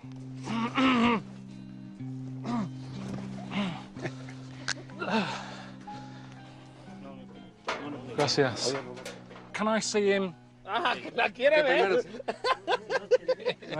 caught you out, haven't I? Get him pissed up, stick him on a bull. If anything happens, you just... See, this isn't helping, Eugene. You know, seeing I've got to suddenly jump out of the way. Shit! Look. Shit! Hey, come on! I'm not going out there. No, seriously, Jamie, I can't. There's no way. Look, Pack it in. Keep it shut. See, what's that he's got? It's for handling the... Right, exactly. No. Fucking hell, away. Hey! No. Just let me go home. Jesus Christ. Fucking hell. What was that? Stop winding me up now. Seriously, right? Enough's enough. Come on. You know, no chance. Carl, get it. Come back, man. Carl, it's your turn. No, Carl, no, leave it. Seriously, I've ridden a horse, I've had a drink, I've eaten a worm. Carl, come back. No. Load of bees here. Is anywhere safe?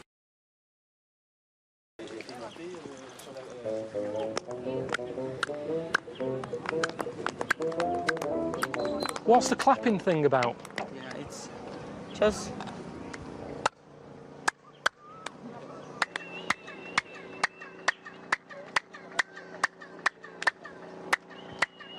Oh, now I'm hearing it. It's like a boing, boing, boing. Is that me doing that? Just fluke though, innit? That can't be. Whoever designed that didn't say to the builder, right, listen, I need some sort of structure, some sort of platform that we can cut heads off. We want the head to roll down, and then just at the bottom something where I clap and it sort of bounces back. That just wouldn't be on the to-do list.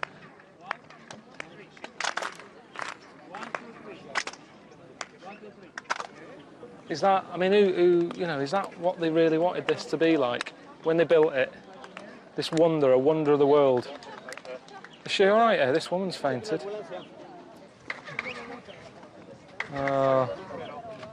You see, though, look, everybody loves it. It gets a bigger crowd than the wonder now. Because people go, what's going on, Elsie?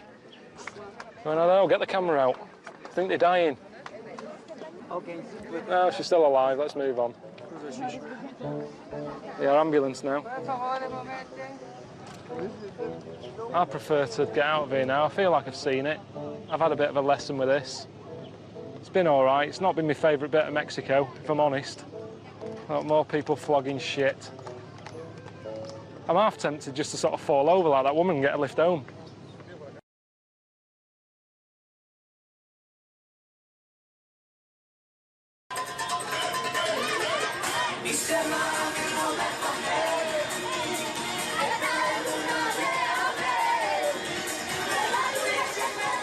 Nothing's ever easy, is it?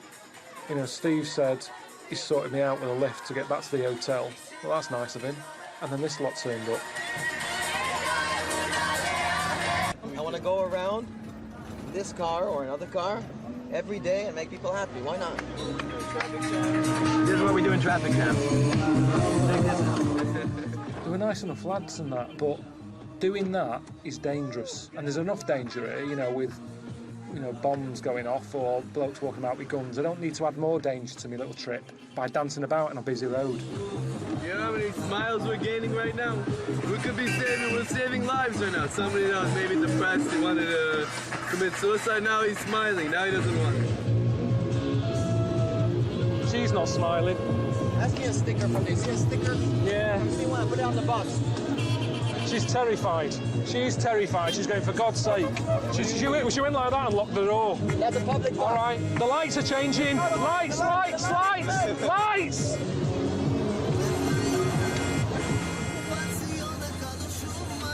Oh, we're not getting out again. Where are you going? And it took ages, didn't it? You know, I mean, I might as well have got on a bus. You know, at least a bus has less stops than they do. I mean, at every 100 yards they were getting out and having a dance.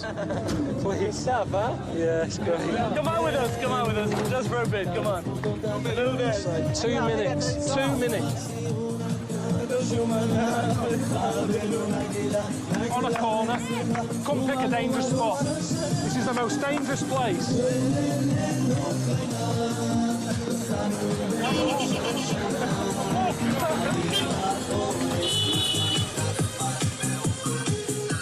Yeah, I felt a bit bad about jumping out and legging it, but I don't like dancing, do I?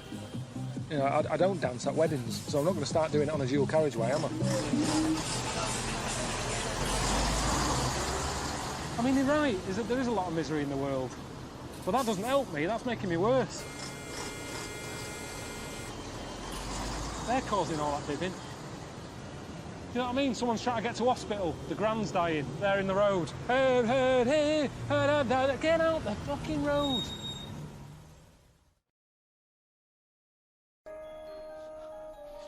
Right. Yeah.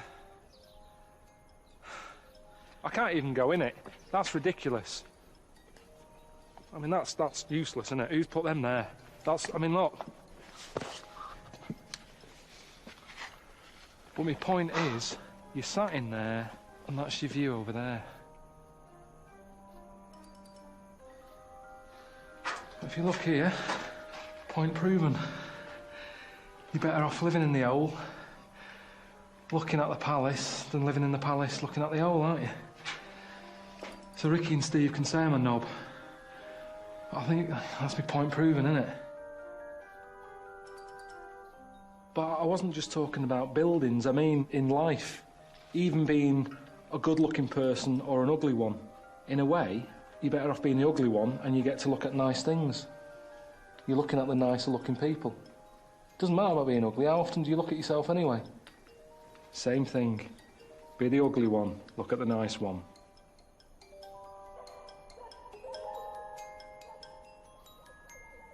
What's that? Who owns that? Why is a dog so high up? It's not going to show up, that dog, is it? Oh, fuck me. Jesus.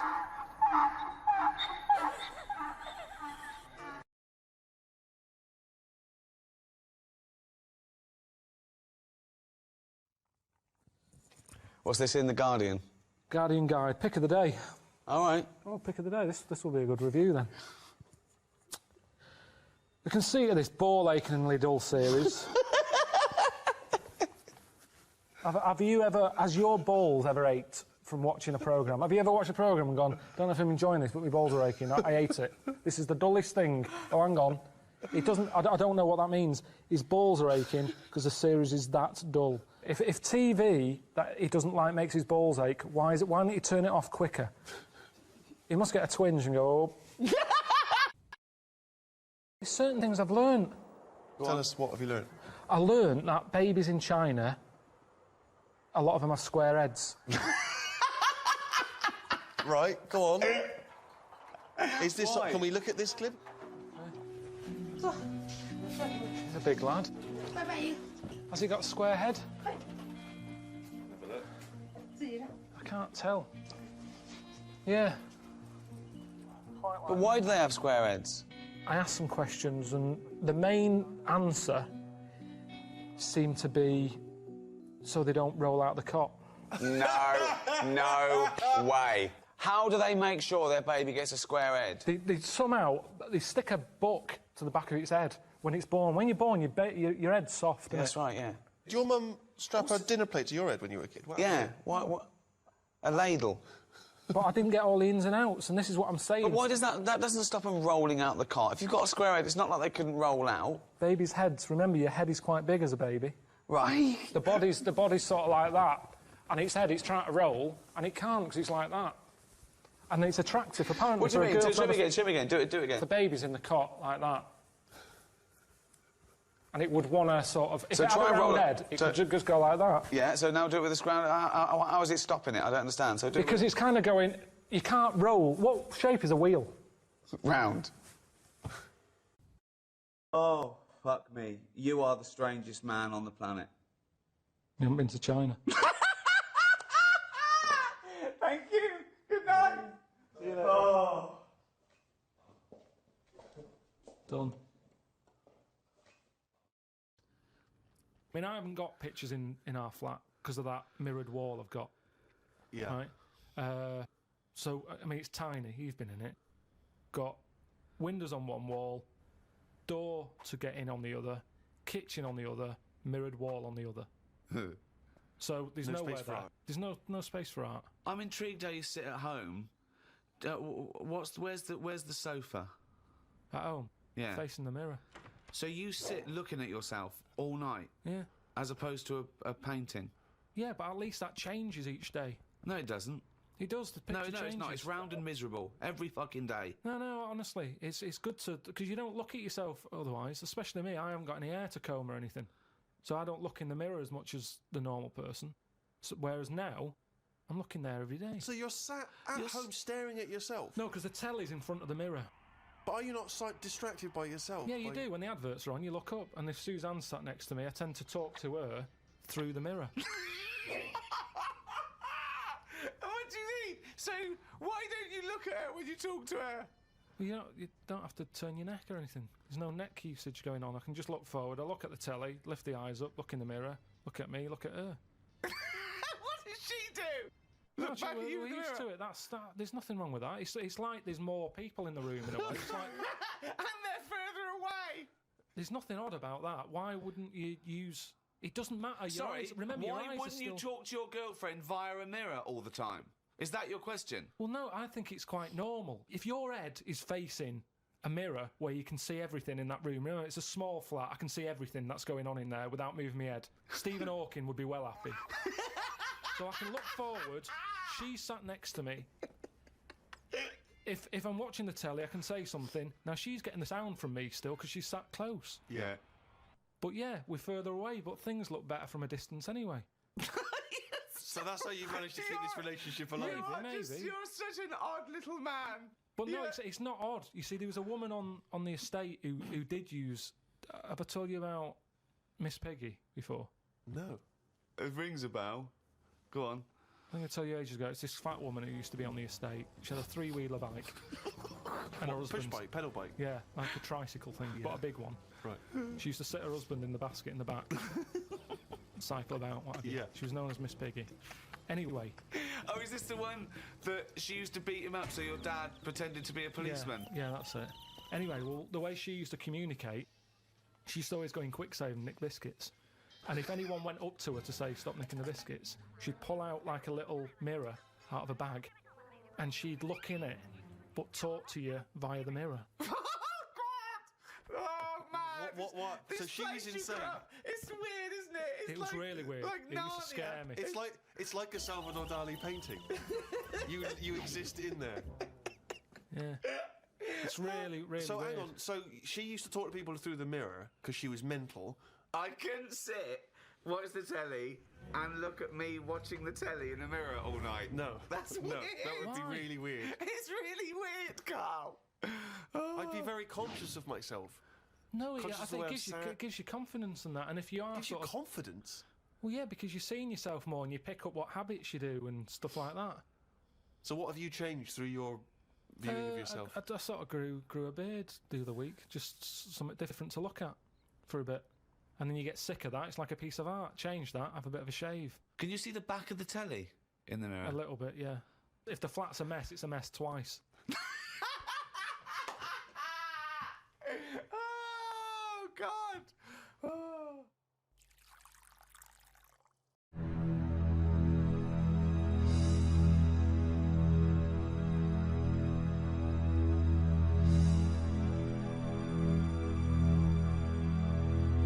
Have you ever been in a hospital when it's been shut down, or a school when there's no kids in it, and there's that sort of bad atmosphere of, like, weirdness? Yeah. Right? For the sake of argument, yeah.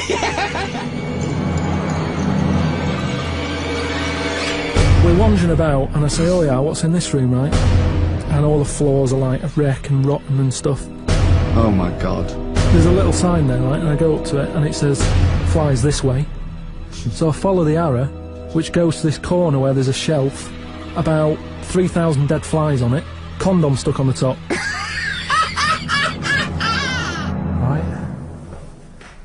Right, you might remember in the first podcast, I was telling you about this scary house that my mate lives in, where he's like a security man. You're not like a security man, are you? What are you? Well, I just look after it. You just look after it and that. He just looks after it. So this is it, because I thought I'd show you around it, because just in case you thought I'd made it up and that, about the bit about the flies and all that, where there's flies on the shelf and stuff. So this is the sort of state I was telling you how it's a mess. This is it. Ceiling's caving in over there. That's just there.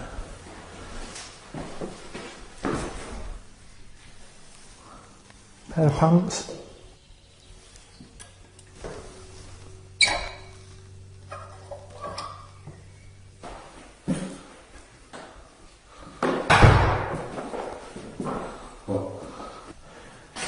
Right then, we've found the room that I was talking about on the podcast, with the dead flies and that on it.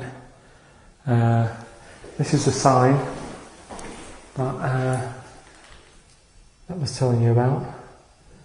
Got a fly on it, right? Little arrow. There's flies here, look. Little ladybird there. Little flies attacking the ladybird and that.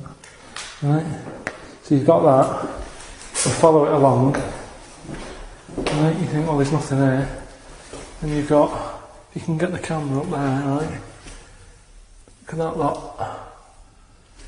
Dead flies. I'm just showing you this because some people have said, oh, you made it up and all that. But there's no way, just for the sake of the podcast, I'd go around collecting that many dead flies. There's a condom as well that I was talking about. Weird, isn't it?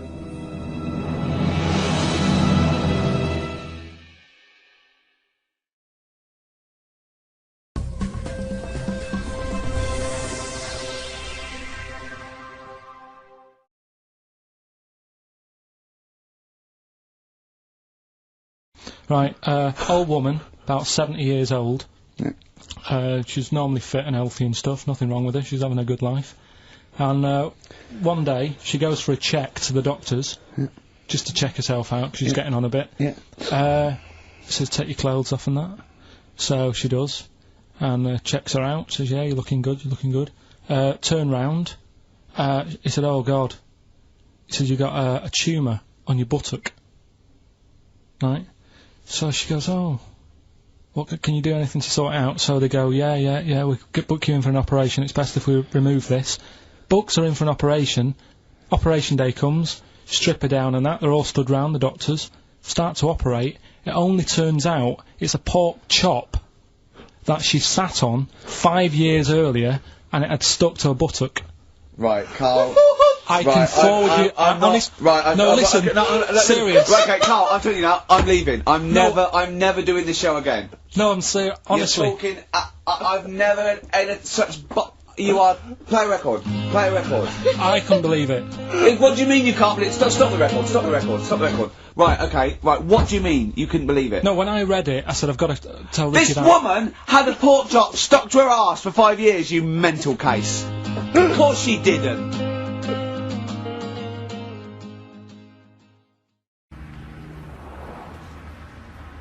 Well, it's that time again. It's the feature that the world is saying could rival Monkey News one day. Ready? Oh, what's he written today?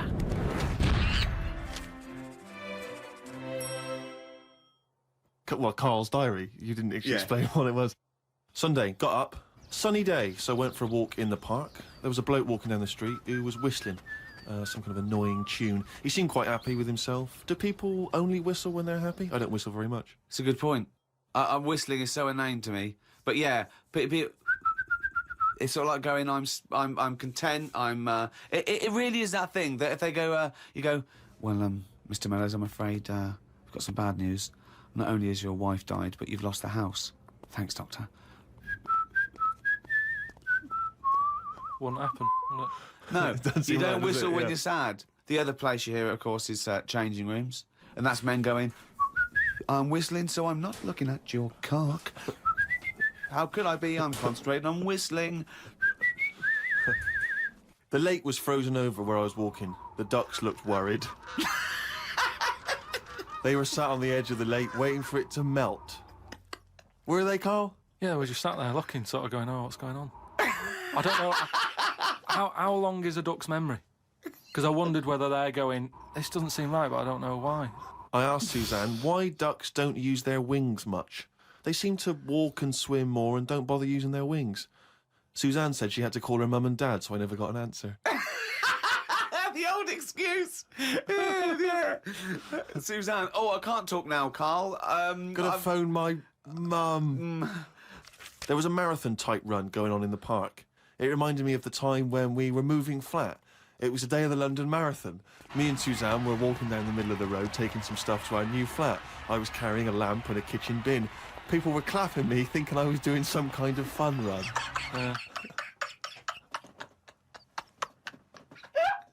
Why were you walking on the same route? Because it was when we lived on the Docklands. Oh, brilliant. There was no other route. The flat was just about 100 yards down the road. They're going, look at the bloke with the bald wig. He's carrying a lamp and a bin. Took a bag of old clothes to Oxfam. It was just old T-shirts and a couple of jumpers with holes in it. I don't think anyone will buy them, but the Oxfam is closer to the flat than the wheelie bin is. On the tube on the way back home, saw an advert for a book about a woman who works in a funeral home. She went into work one day, she goes to work on a body, she takes the sheet off of one of the bodies, and it looks exactly like her. This is called a doppelganger. What's a doppelganger to you? It's the thing I read about him ages ago where someone was walking down the street. Yeah, and he sees somebody who looked a bit like him. And no, this was weirder than that. Go on. He remembers, like, going down that street as a kid on his bike, whistling. Yeah. And then he's walking down the street, going to get some milk or whatever from the shop. Little bike comes whizzing past. He hears the whistling, he goes, that's weird. Looks at it, it was him when he was a kid. So it's like a time. Shit. What do you mean it was him as a kid? This is like a different form of doppelganger. It's just... well, it's impossible, it's rubbish. Some sort of time thing, isn't it? No, it's not even that's impossible, so don't It's worry just some about kind it. of time thing, Rick. No. Yeah, it's something you read again on the internet, or it was a short story, or something someone told you. On my walk back from the tube, I saw a jogger who was pushing a pram at the same time. The kid looked terrified. Got my science book out. It said that the static you get on the telly when a channel isn't tuned in properly is radiation that is still knocking about from when the Big Bang happened. I thought about the Big Bang and wondered if it was really a Big Bang, or did it just sound louder as there was no other noise to drown it out. Good point, though, isn't it? Carl's diary, Rick, never ceases to amaze. Oh, well, it's that time now. Yeah? It's the big one. Oh, chimpanzee that monkey news! Right, there was this... monkey? This fella, right, who he had a problem with his eyes, right? Yeah. So he goes to the doctors and he goes, I've got a problem with my eyes. And he goes, yeah, they're bad then, right? He goes, it was in America, you know, like how you have to pay for medical stuff and all that. And the doctor said, oh, if I fix them, it's going to be like 10 grand, right? He's like, but I haven't got the money, doctor. He goes, well, I can't help you then. You know, there's a lot of people with bad eyes like them. I can't do anything for you. So he goes, oh, it's getting worse. I can't do anything. God. So anyway, so he goes home. Is that the price of human eyes, is it? So he goes home, he's looking in the paper, right? And he sort of sees in the adverts at the back. And there's a little advert there saying cheap doctors, right? No, bollocks. Oh no. No. So he's thinking, oh, maybe that's what I need, right? So he calls them up. Woman's there. She's like, wait, what can I do? He goes, I've got bad eyes and that. She says, oh, come in tomorrow, we'll sort them out. She's like, brilliant, I'll see you then. Right? So he goes down there and he says, right, you know, I can hardly see. My eyes have got in really bad state and what have you. Right. Need to have them sorted out. I don't know what you do.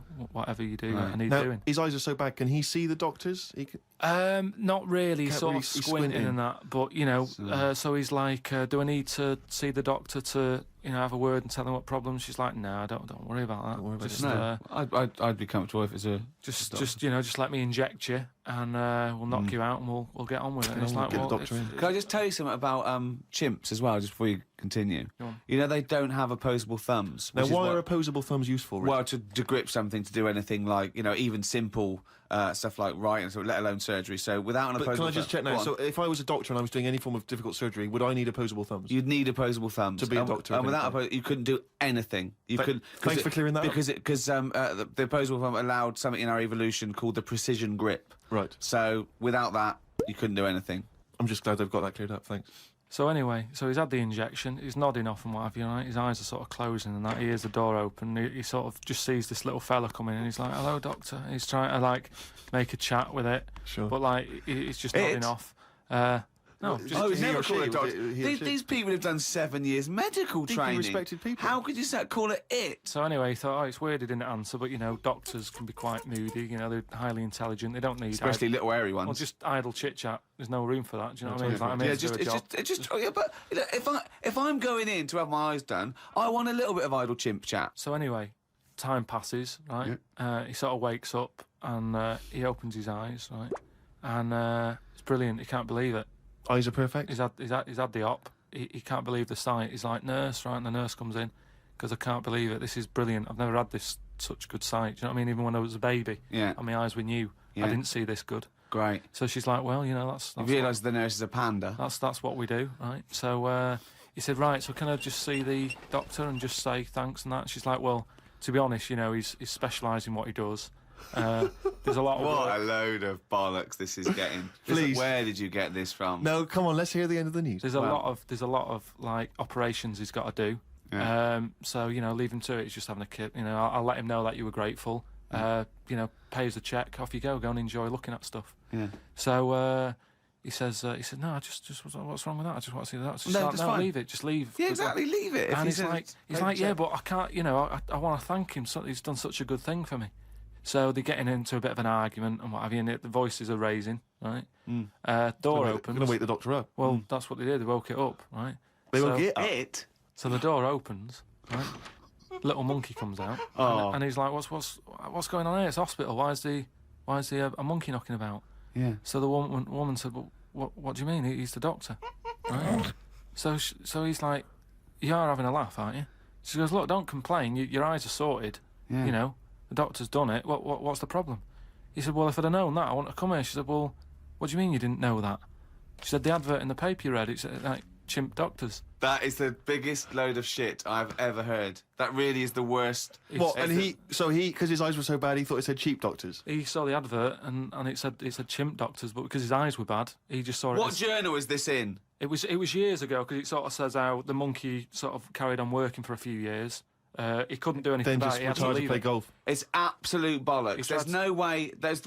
I mean, it's not even worth talking about. It's the most ridiculous thing I've ever heard. It's the most ridiculous monkey news you've ever heard, and that's saying something. Chimp doctors, cheap. It's easy mistake. Well, I'm starting my trip on Mount Death tomorrow morning, or whatever it is. Wasn't really worrying about it that much, and then it's just suddenly hit me. It's big. It's a big hill. I mean, it even looks high up on that. Look, there's clouds by the side of it. And now you're giving me all this clobber. Hook shot, in case I need that, because it's high up. Bombshy. Never heard of that. Don't know what that does. Some sort of foodage. When I left home, that's what I brought, a bit of walnut. I thought a nice stroll, some chocolate, enjoy the view.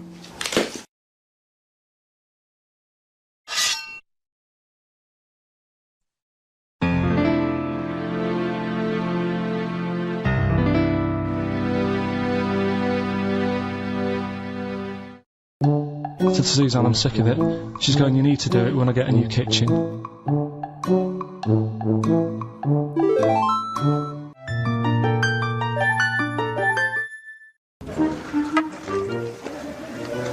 We're at the beginning now. Track's not that bad, is it? Pretty flat. A bit harder now, isn't it? Shit, it's not a hill, is it? It is a proper mountain. It's best not looking up. It's always best not knowing how far you've got to go or anything, really. All right, boys. Thought I'd arrange a little break from the road. I know you're into your body popping and, you know, singing and little donkey and that when you were younger. So I thought you'd fit right in. All right, boys. See you later. I'm shattered, do you know what I mean? And now I've got to turn into Lionel Blair. Just like that. Right, get a load with this.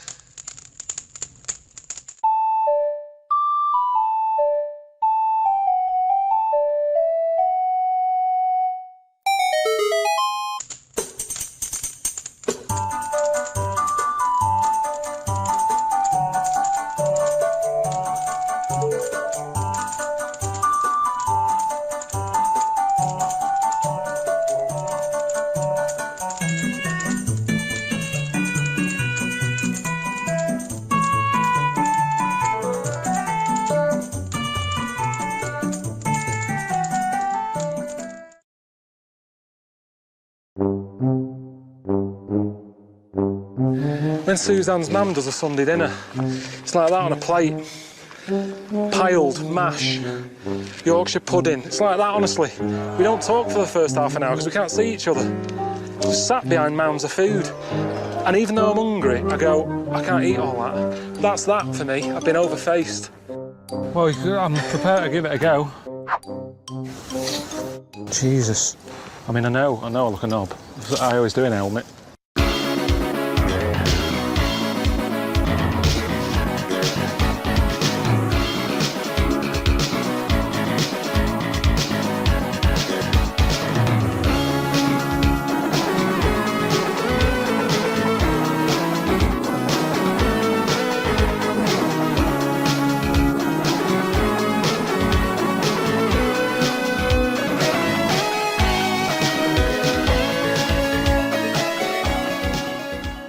I wonder if it's these shoes. Biggest thing, second biggest thing on the planet. Yeah, there's a fact for you if you want it to look good. What's the biggest thing? Elephant, isn't it? Second, that's it is. Why do you question everything? I know some facts. Haven't you been whale watching on this series? I've always thought it'd be handy having a volcano close to hand. Just to get rid of, old mattresses, old chest of drawers you don't want. It's a pain in the arse at home, isn't it, when you've got to call the council 25 quid a time. Chuck it in that big hole. I'd love that at home. Some sort of big burning hole that you just chuck stuff in. Is it good luck to throw anything in? You're not allowed? What's the point in having it then? Okay, now.